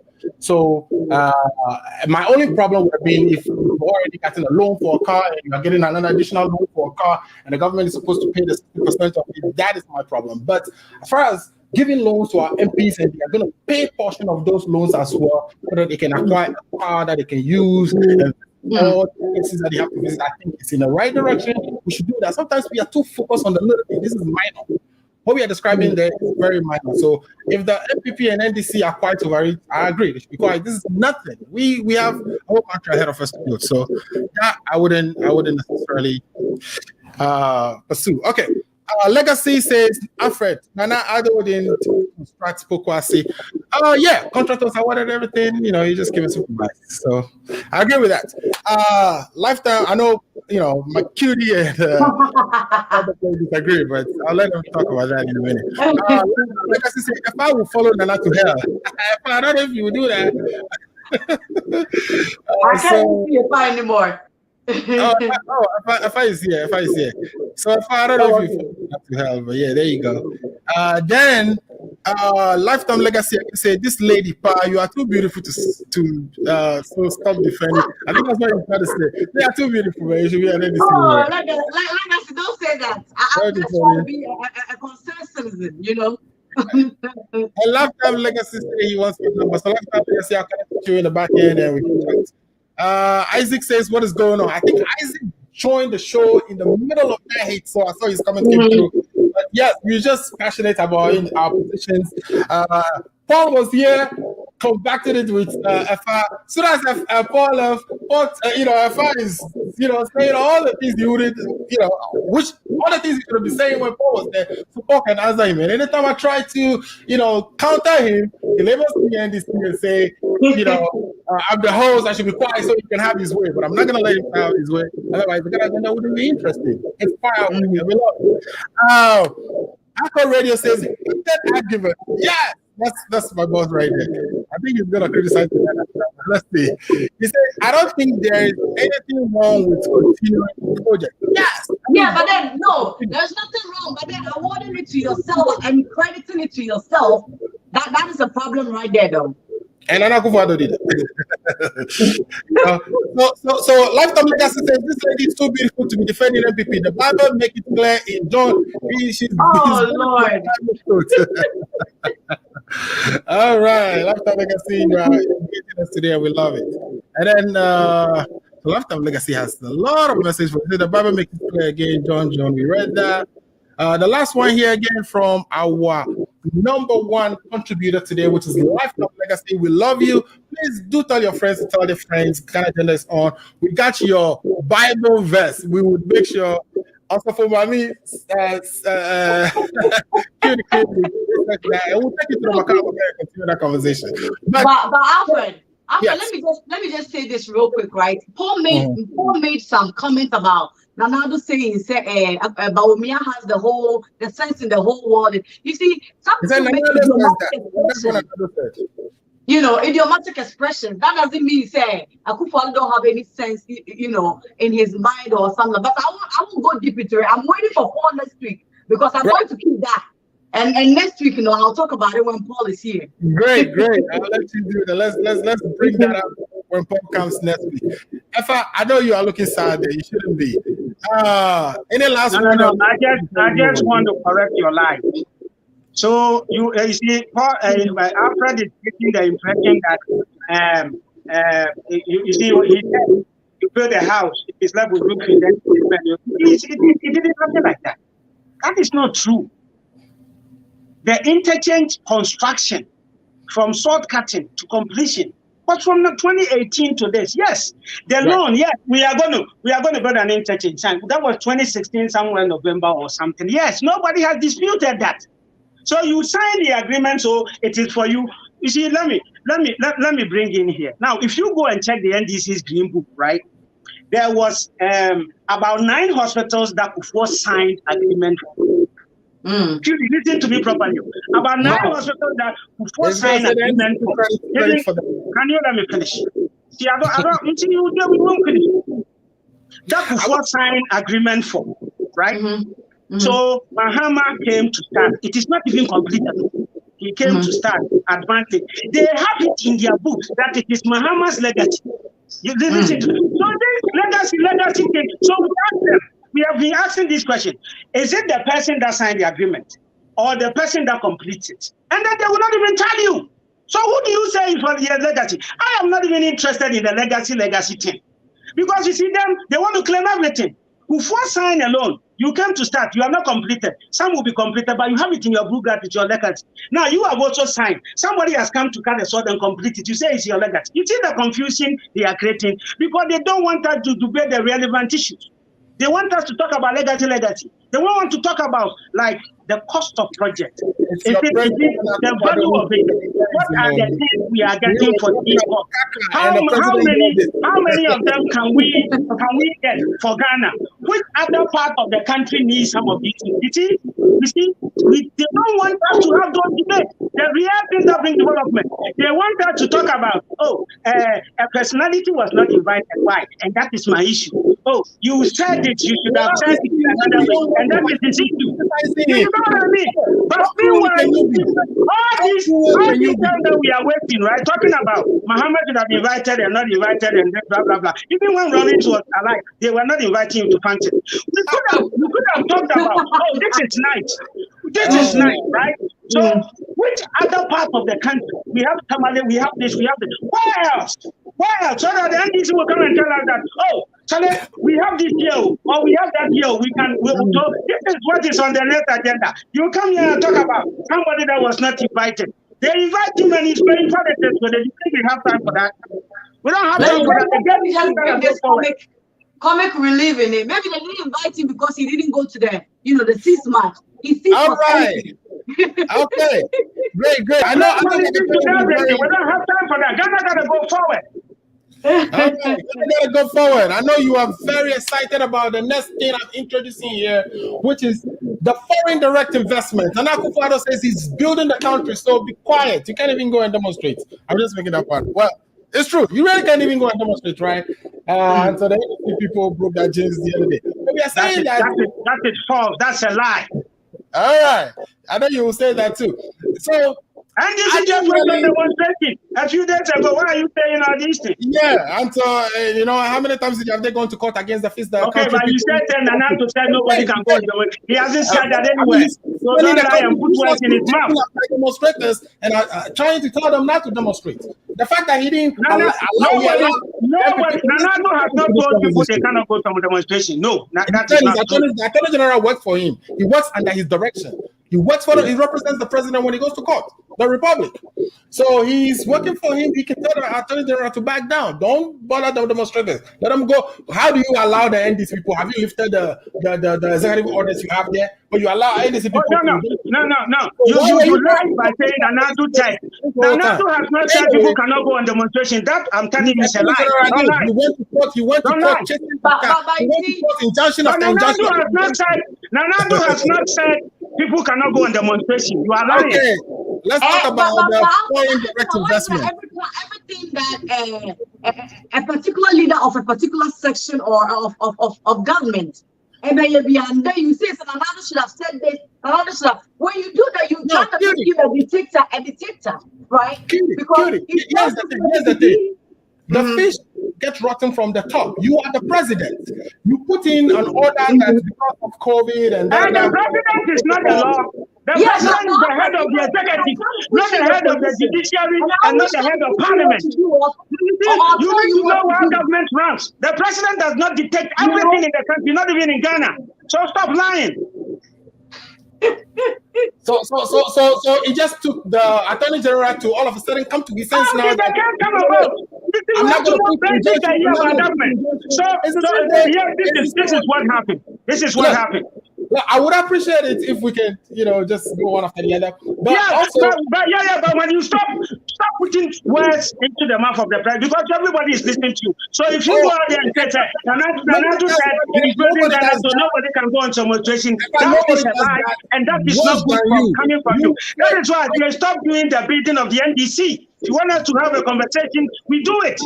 Yeah, as a host, don't be playing with stuff like that. People take it serious. I'm just stating what the government of Nana Akufo-Addo is doing. The government of Nana Akufo-Addo but Nana Akufo-Addo has not said.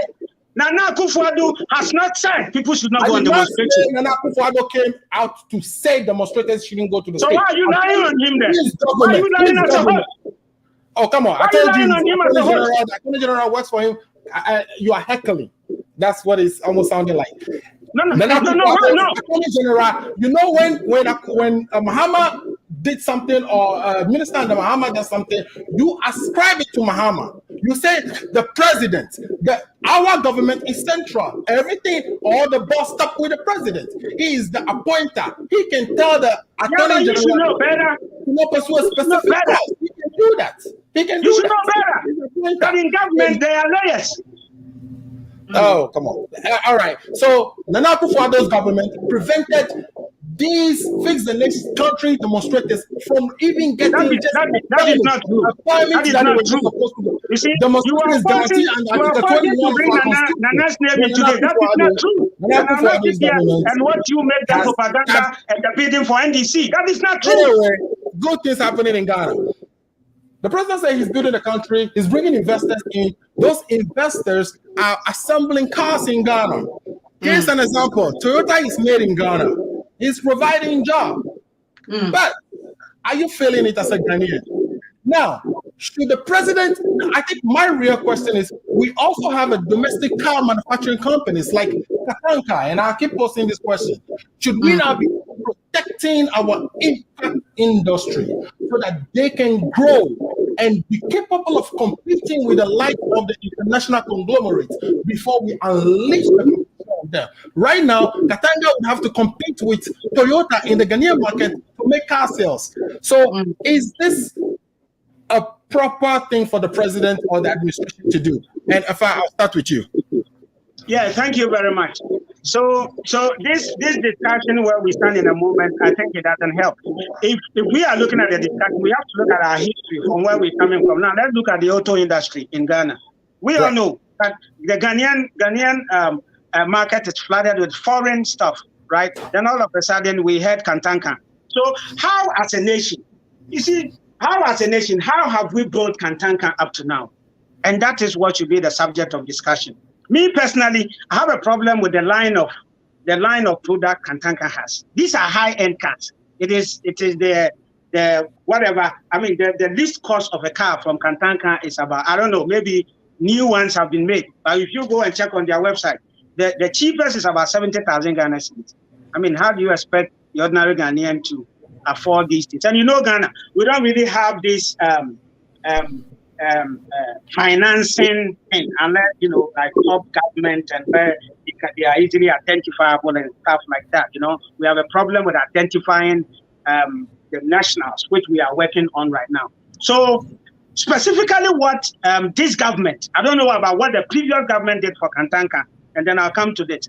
This government came, and the last time that I checked, they've ordered about over 500 cars from Kantanka for various government agencies.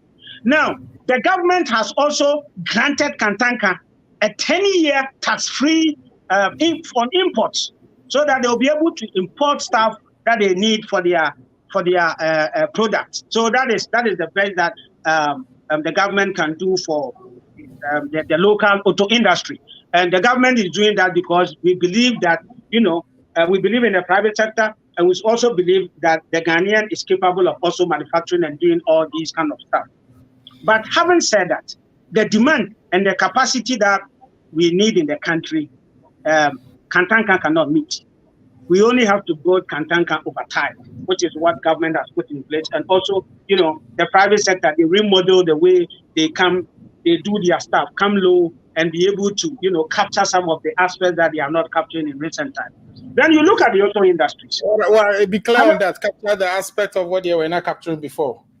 Yeah, like you see, what I'm saying is that their cars are very expensive. They have to come down. Like, people, and there are a lot of cars being used for taxi. These Matris and the Toyota Matris and the Aboboyas and the Pragias. You know what I mean? These are like 10,000, 15,000 people can buy and use. So if Kantanka can come down low and even more cheaper, then you can compete in the market. You get what I mean? So that is an advice to Kantanka if I meet them or if they are listening or if they making a Aboboya, that's what you're saying, right? Excuse me? Kantanka should start making a Aboboya, is that what you're saying? I mean, not specifically Aboboya, but something in that range, because Aboboya has a very chunk, it's appealing to a chunk of the population. So what's stopping the government from helping them do that? Or it's all resides in a fast head, so it hasn't made it to the. What stops the government from helping them do that? that I'm not privy to any information, but government cannot really force Kantanka on their business model and what they do. As somebody who studied MBA and knows that when countries actually want to intervene in a specific market segment, they even subsidize. In the United States here, there are products that are subsidized so that we can get it for cheap. So the competition. So what prevents the government from doing any of that? So my point is that my government has done what I've not seen any government done for Kantanka. And we cannot do everything like that, So we build it over time. So, and it is not going to be always MPP in power. So what will be government policy on that? How can we build on what government has given? 10-year tax-free, ordering some cars. Unfair competition. You've given them unfair competition. All of a sudden, they now to compete with BW, Toyota, etc., etc. Yeah, but we agree. You and I agree with that. We all agree that, okay, so even if Toyota don't come, people will still import it into the country. It is not even these cars that we line up. There's a lot of importation from the cars in America, the Chevys and all over the world, China and all over the globe. There is that importation. But governments use those, like even Nigeria, and sometimes they close their border for even common thing like rice to come in because they're trying to protect their rice farmers. Right. They're trying to grow a rice production base. But what I'm saying is that, you see, we have to have that long-term, whatever, right? This government, what they've done, what they have is what they've done, right? So we can add as a policy, and then, if something is not happening, we can start with maybe appealing to our MPs, the citizens, and, push, and then over time, we have it over a period. We have a consistent plan. It doesn't matter which party is in power, it goes on. So this one, what are we doing? Yeah, but if you are talking about building Kantanka to take over the whole country, it is not something that is going to be done within 8 years. But I'm saying that certain steps that you take can change a corporate thing. For instance, if you introduce a competition to an infant company, you are almost killing it. You will not like. So I'm saying that strategically, as a government, you use these trade policies to protect certain sectors. So if the government wants to really have Kantanka become that Ghana brand that we can also export to the Londons, we can export. Look at this car you are looking at right now. It's made by Kantanka. If we can also export this into other countries, but that production, that segment or sector of our economy need to be protected. But we let other producers who have scale, who produce on a global level, who we can compete with. The prices they will charge, we cannot compete with those prices because their cost of production is way lower.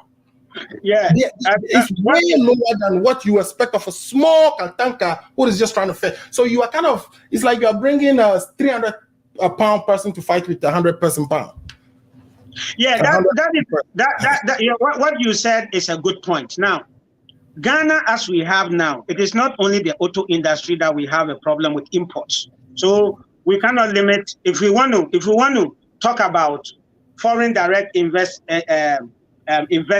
and the auto industry and stuff like that, we have all these problems in the agri sector, in almost all our sector. I don't have the figures right now, but what is it that we don't import into Ghana? Yeah. What is it that we don't?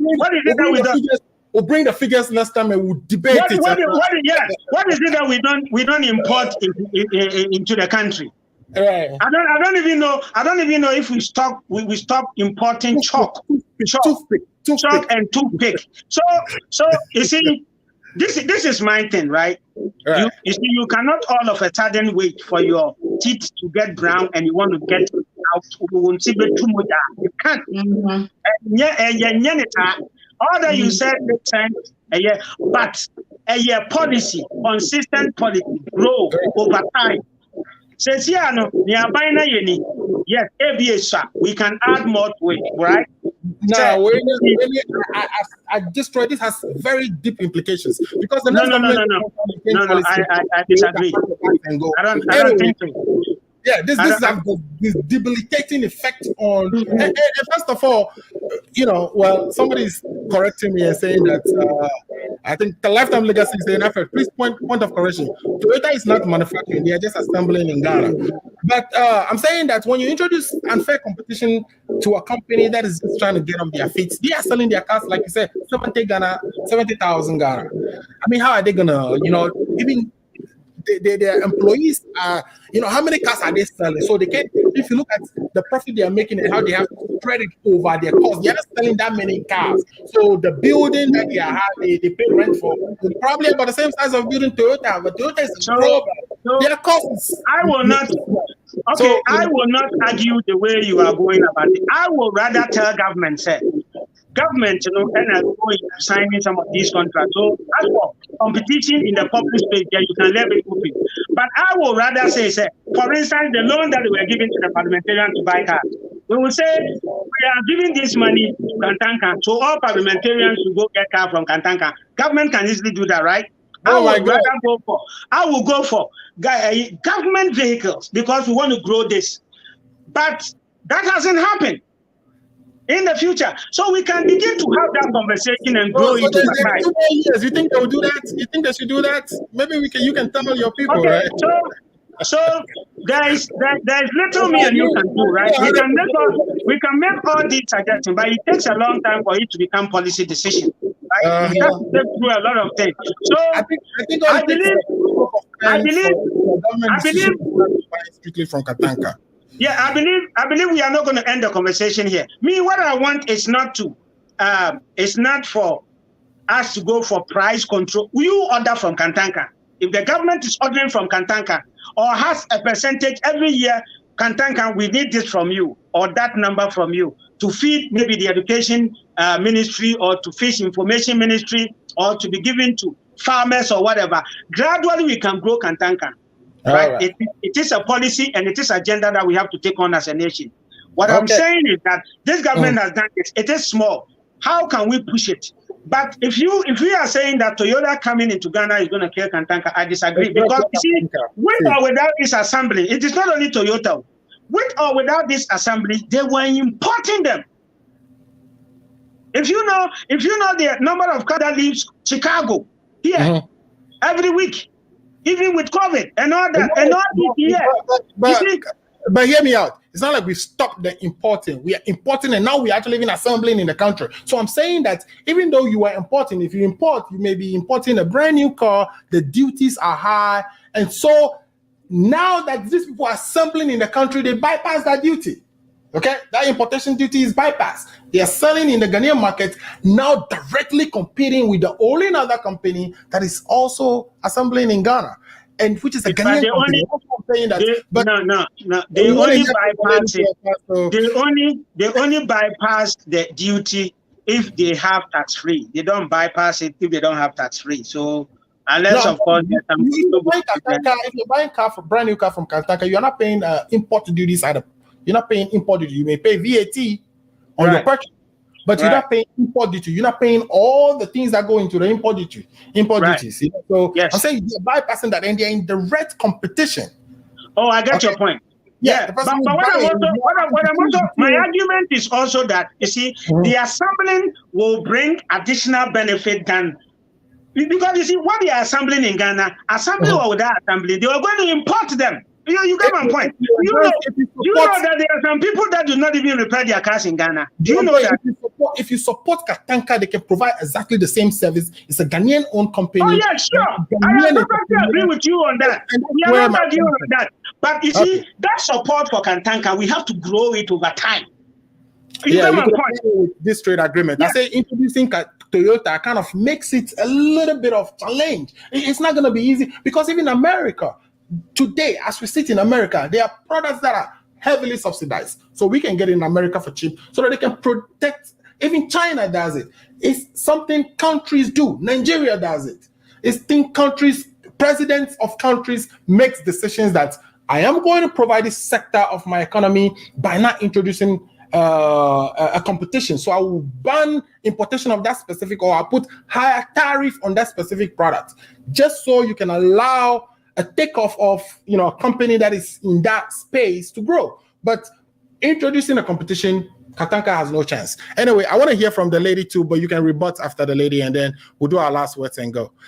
Cutie, your mic. You see, Alfred, this is why I have a problem with Ghanaians and this change that fix the country and fix your attitude. Let me ask you this question, Alfred. If Katanka is producing a car that is worth $1, and you are a citizen of Ghana, would you buy that car? Why Just not? because it was made in Ghana, would you buy it? Why not? Okay. So if you choose about 100 people, right, and it's only 2 that will buy made in Ghana product, just like Effah is saying, with the car or no, it's true because remember I was making this argument on Maka. Like Effah is saying, right? People, whether we manufacture or we assemble or we do whatever, people will still order from foreign countries and it will be shipped to them. Cool. Well, then I'm finding in this angle, right? It will give us money, it will give us employment or whatever, which is good. And it benefits the economy as well. And with this one too, I'll go 50-50, right? However, what you are saying is you would like to see the government invest in Katanka to make more, which I support you on that. I will see that the government will help even the upcoming engineers and the upcoming students, so we will be able to brand or make our own cars and stuff. But as you said, Ghanaians will purchase it. This is another problem, right? So we can sit here and criticize Toyota coming into Ghana, doing this, doing that. But even if I will support you by saying it's okay, the government should invest in this, the government should invest in that. Will Ghanaians purchase it? Because if the government invests all this money into this auto sector, right, and we produce cars, we produce whatever, we support Katanka, will Ghanaians buy it? Even if it's $1, will Ghanaians buy it? That's the problem, So I can tell you this one fact that there was a time that we all loved maybe because it was even cheaper than the Ghanaian clothes, right? I didn't watch that from the beginning. I said there was a time that we all like Obroniwao, right? Like Ghanaian clothes. That is what I'm saying, right? Because it was cheaper than Ghanaian clothes. But guess what? It doesn't mean the Ghanaian will not patronize the thing I'm wearing right now, which is Odinihu, and credit to Odinihu. But I'm saying the Ghanaian will really patronize the product. If you make quality product, they'll patronize it. Government support the company, grow it, buy quality Katanka car for us. We will patronize it. Katanka doesn't have cars lying. Katanka didn't have cars lying on their shelves. They can't find buyers for it. When they make the cars go. But Katanka doesn't have the scale to produce to meet the demand, which is something Effah was saying that it's making the prices high. Well, besides their production cost is high because they're smaller companies, so they're overhead right compared to Toyota. But we are saying that Katanka doesn't have the scale to produce to meet the demand. And therefore, we have to go bring somebody. So I agree with that. All the government needed to do is even the government using policy. I'm saying all the government needed to do is using trade policy. Using that trade policy to hold the demand, because if you say you can even put higher tariffs on imports, it's going to make it very prohibitive. It's going to make it very expensive for somebody to bring a Toyota import to the country. So you're holding the demand with that trade policy. Then you incentivize Katanka to scale up their production. And see people would buy because people can't. And that is what we say. Let me tell you this, right? I know people that buy cars, high-end cars, right? That is even more expensive than Katanka's car, right? Why wouldn't they use that money to buy Katanka? Why? Because of brand name. Okay, right. So even if we take the cost from there, will people want to buy a made in Ghana product? You know what Katanka is a made in product, right? Almost saying in a Ghana car. Where would you cry for? No. People have dropped Katanka now. I'm saying that people are buying all their products. You go to Katanka showrooms, there's no car. They are not there suffering from. They're not suffering from sales. Right, I understand that. Hear me. They can produce enough car to meet the demand. So that's what we are saying. But I would like for you to wrap up. How many people have you seen driving Katanga cars? Example. If it is not government companies and the government sectors and all that, how many of our common people know who say and they have money? People are rich in Ghana, and just like people are poor. People are rich in Ghana, and even if the government, I support you on that part. Say yes, government should put money, and my personal thing is government should even invest in the upcoming engineers so we can produce our own. We can produce our own brand of cars, and other stuff. But with that being said, are we Ghanaians going to purchase it if we do this? I think we are our own enemies. No, I think Ghanaians will purchase it. By the right policy, I think Ghanaians will purchase it.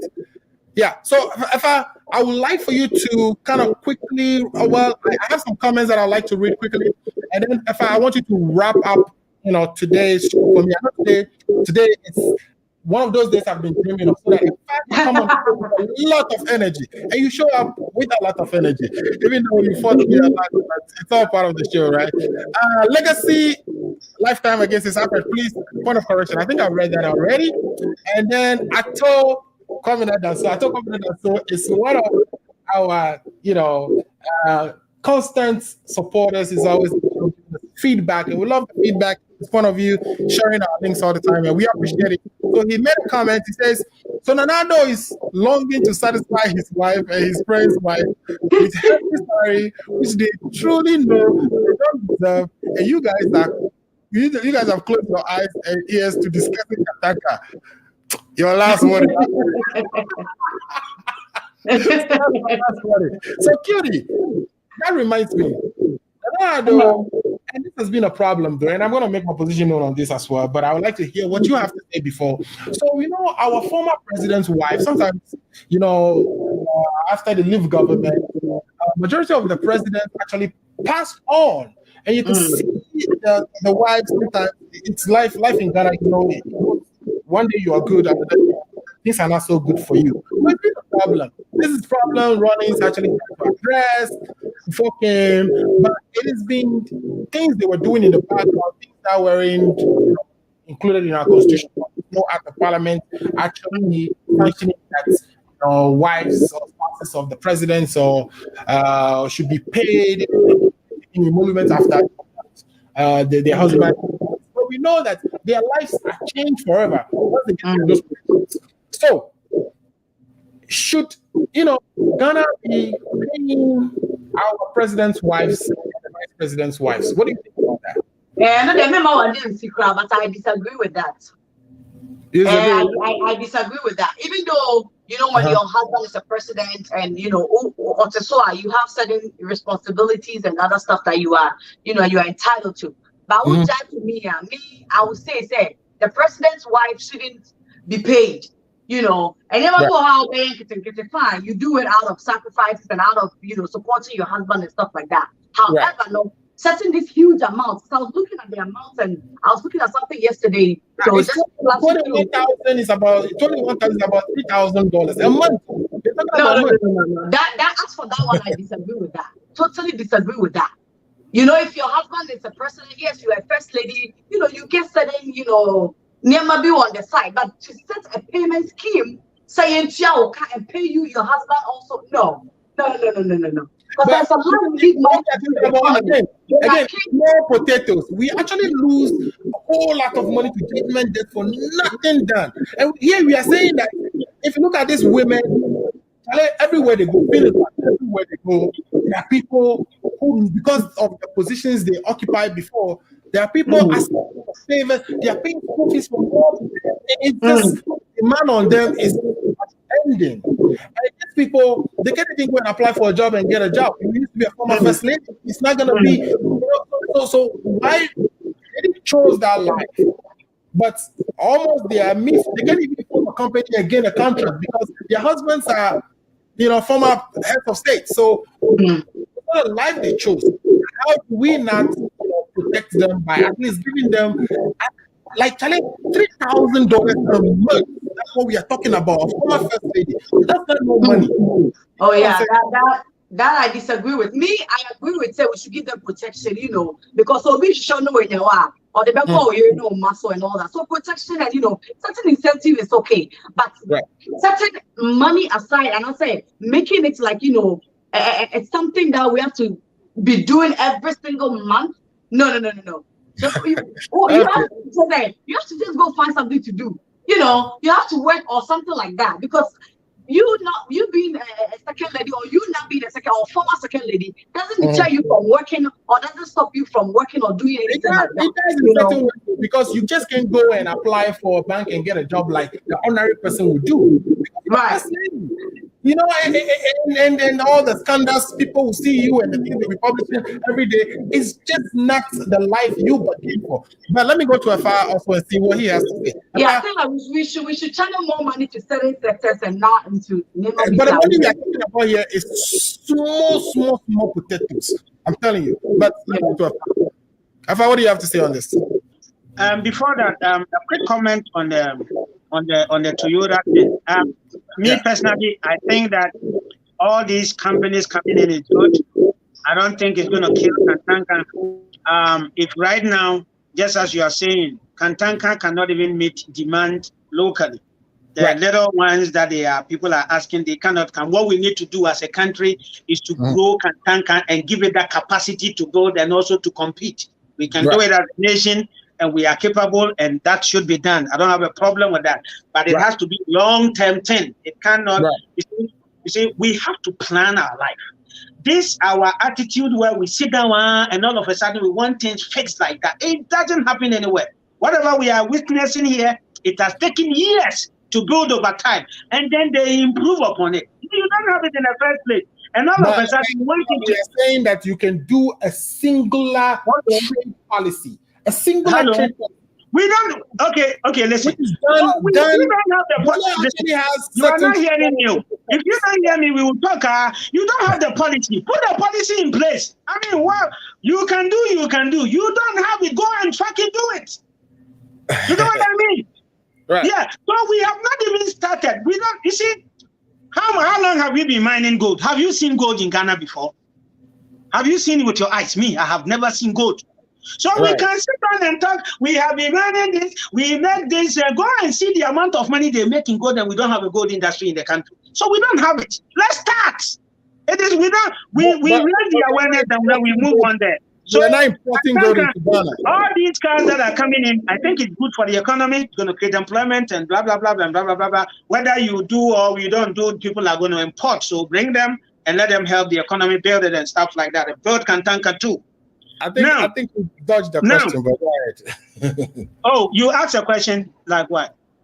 I was asking you, what do you think about bringing these companies into? It is not going to.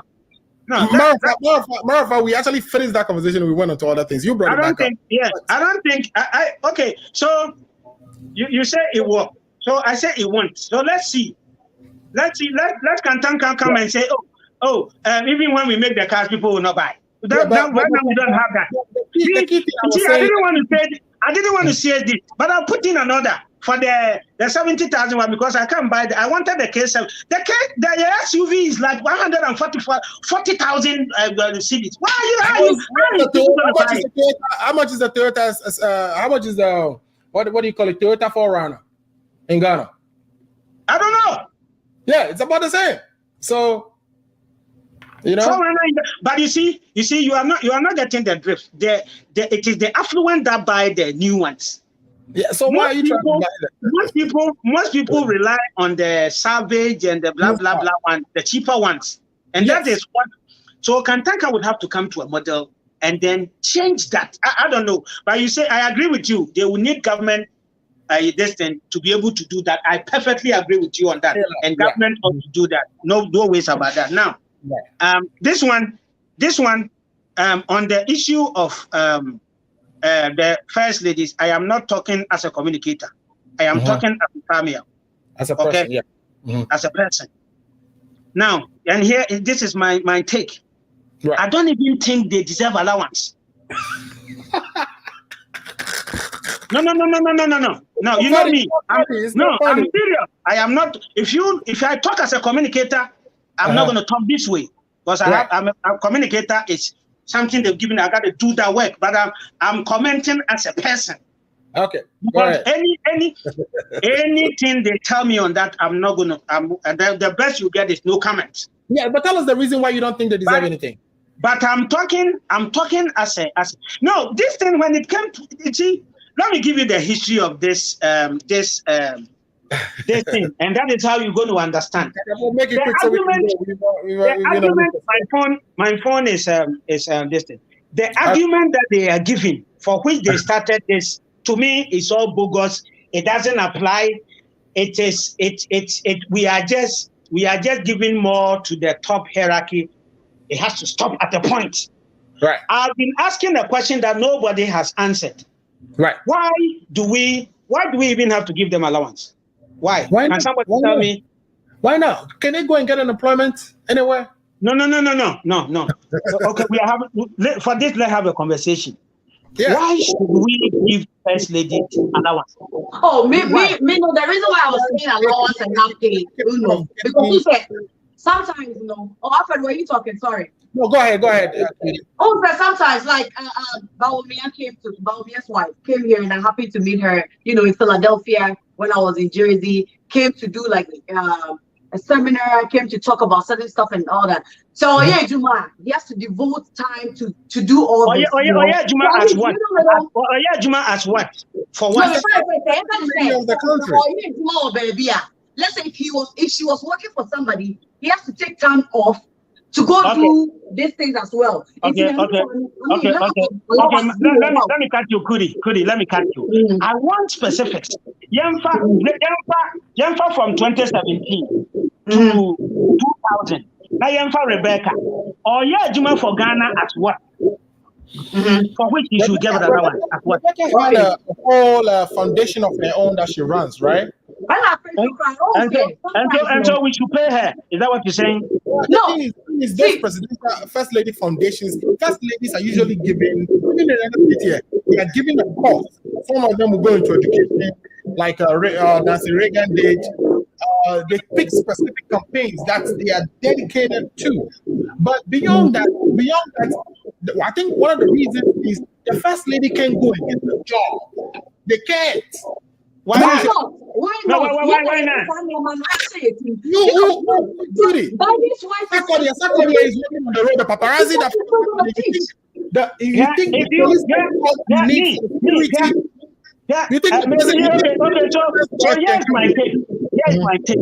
here's my take. You're complaining about this. No? Do you know allowance or much? Allowance is a defined. What they were trying to do is to give it a definitive allowances can be higher than even salaries and pay. Right. I've been following. I've been trying to convince myself the reason for which first lady should be paid allowances. I haven't found any. I don't have a justification for it. I don't have anything to stand on. Allowance is the crown. You see, all that they are talking about, first lady. And okay, so Yemfa Mobako, Yemfa Fatia. It is expected, say, that is what has been said. Whether it works or it doesn't work, it is my duty to make sure that mini one ma, me do you okay? Yeah. And it's only one man who should go and take care of it. Okay, or Ghana. So would the country setting? Would they? You don't. We haven't set that one up. What do I say? And to Fatia. Nashanimba and nominate. It is all my mere group and pempen. So because I say the mom is not going to work or a former first lady that. And fat and Kunoma nomine a Yinomo here and Pinon. They cannot look after their dad. After their mom, young for runners, and to say, without allowance, Nana Kunedu, obey more bosse, Yehuna, or Batitia Sampam, that is not true. I'm yet to be convinced by anybody. That is what the case is. Now, there may be one or two of them, Ebio near Yibi leave it like that, because I fix a country no come out. And go on you and the system will take care of it. whether by making himself to the extent where he can support. Of course, Ato is saying that Mrs. Biden is still teaching, but our first lady cat walking, sitting home, sipping cold juice at our expense. That's what I'm saying. Our first ladies cannot work. First ladies cannot work.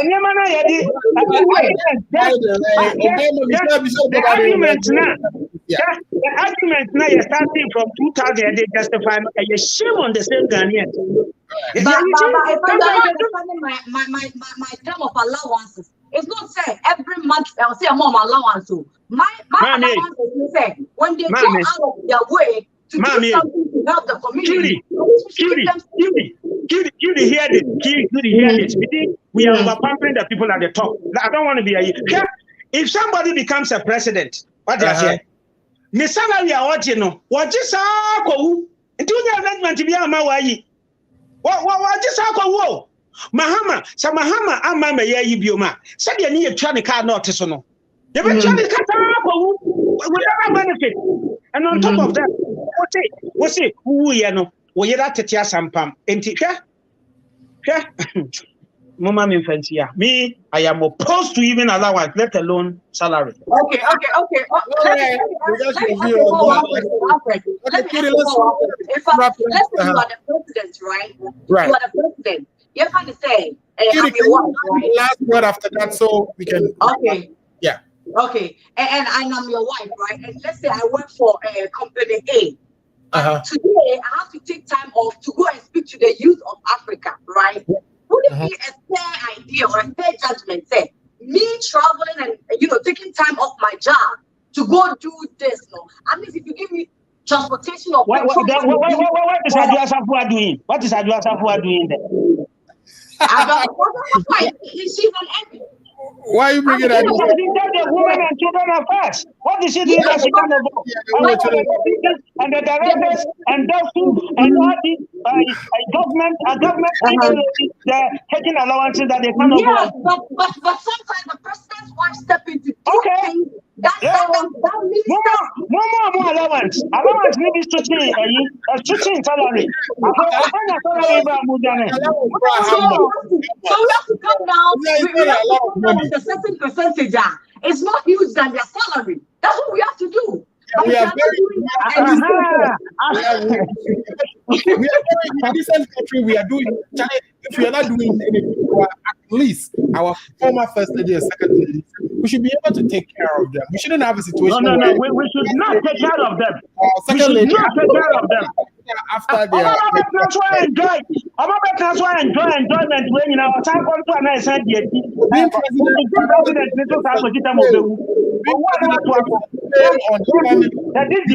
This debate, well, I feel I started with allowance. That was 2000. And I was salary. Yeah, but it will happen. It's not just a joke. Okay, the woman is a piano one for Anna, so for Anna, what the chat and from Abaka for job. Obaka Devi, on the million. My form of allowance is not something they have to give them every month to. That is if you go out of your way to do something that benefits the country. Former first lady, young commander, the only thing is if you get a Muslim president or somebody who's a traditionalist with 7 wives, then we are on the hook for a lot. And me, like I would pretend I have 7 wives and just so I can take care of a few women, right? I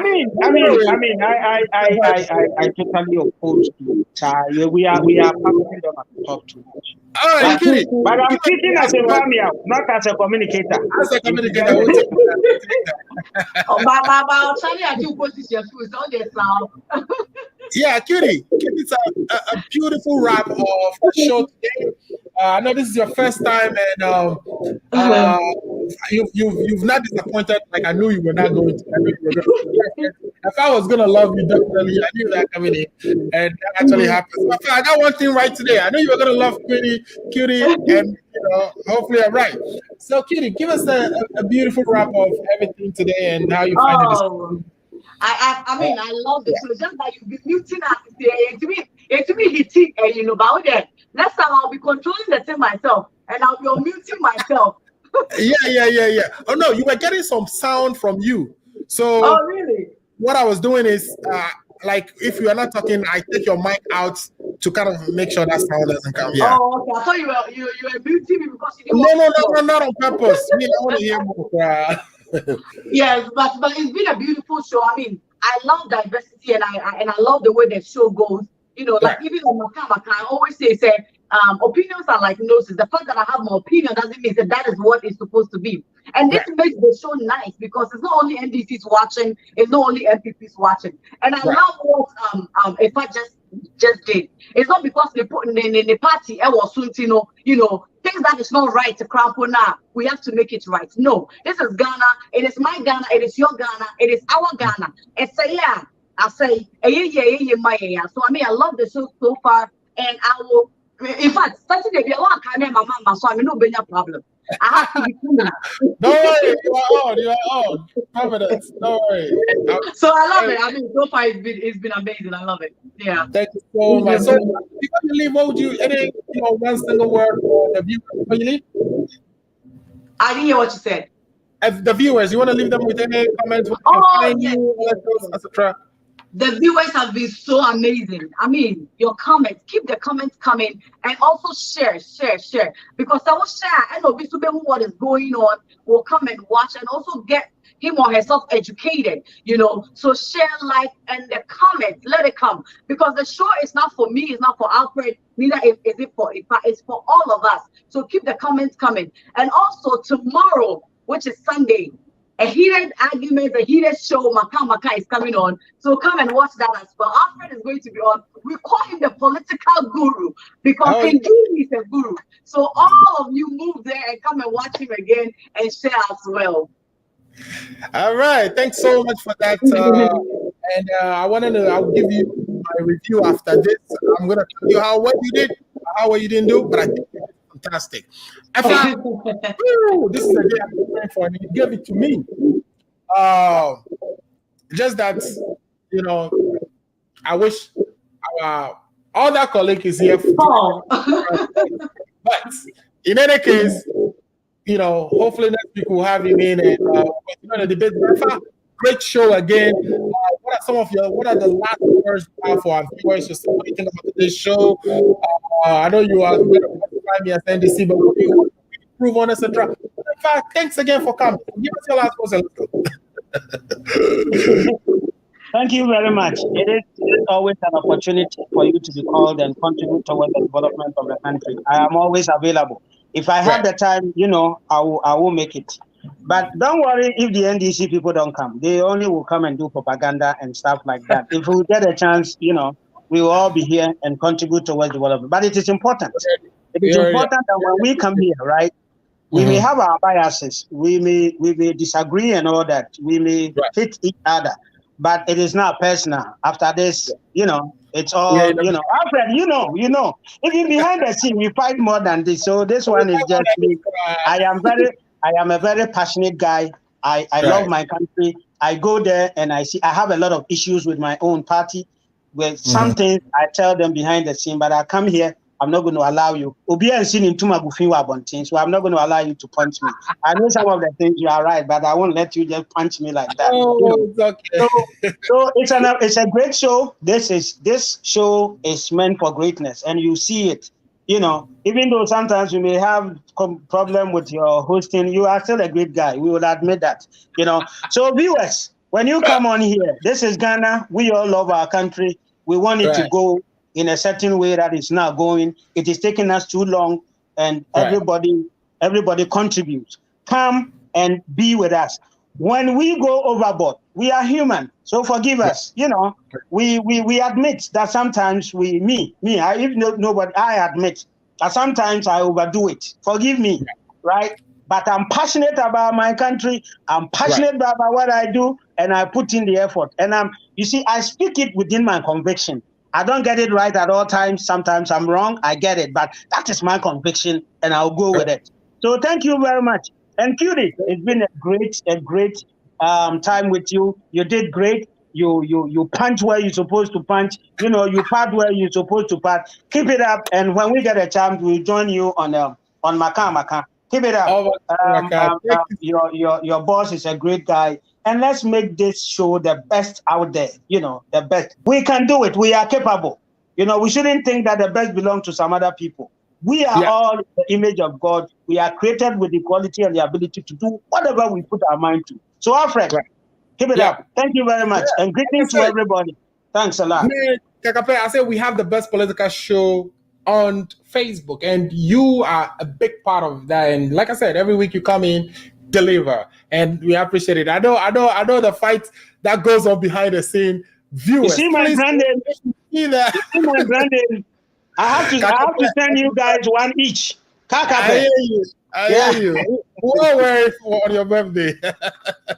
Yeah, so that is Kakape. Kakape is really good, represents his party very well, very passionate guy. I've learned a few things today. Of course, I know Kitty can do politics. That is very interesting discovery, and we'll keep her coming back to the show. I've also learned that John 10 verses 10 to 20 says, Cutie cannot be defending the government because Bawumia came to lie. Anyway, this is the Ghana agenda for the July. Today's July 10th, right? 2021. I know I've said so many things about Akufo-Addo, but listen, this guy came, he got a contract that was awarded to build a flyover. He expanded it, he finished the job. My only problem with him is I thought we should be celebrating that. We should all hail him. Charlie, sometimes as a king, you just need to relax and enjoy those moments. Don't mix it up with some little unnecessary minor things. That was my problem. This is the same person who is introducing Toyota and all. I think I would have done it differently. I would have protected Katanka and let Katanka scale up so that we can export Ghana to the rest of the world. Just like we spot our Zonto and everybody was doing So anyway, thanks for watching us. Please come back next week. In the meantime, tomorrow, me and Cutie will be hosting Maka. You think the argument here is heated? Join us tomorrow. You would love it. It's the same time frame. We come on at 2 p.m. Eastern Standard Time or 1 p.m. Central Time. Make it a date. It's Maka on Trend Africa TV. Kakape will be back with us next week. Kakape, would you be on another show that you want to quickly share with people before you leave? Oh, yeah, I'll be on a show tomorrow, and I'll share it on my Facebook and other places. Okay. So, yeah. And there's a couple of events that is coming up in Chicago. A lot of the city is opening up, so people should just look up, go and enjoy yourself out there. But, still know that COVID-19 is out there. Protect yourself and all that stuff. Yeah. But together, let us build a community and support the businesses that go on in our community and make it vibrant. We can do it. We are more than capable.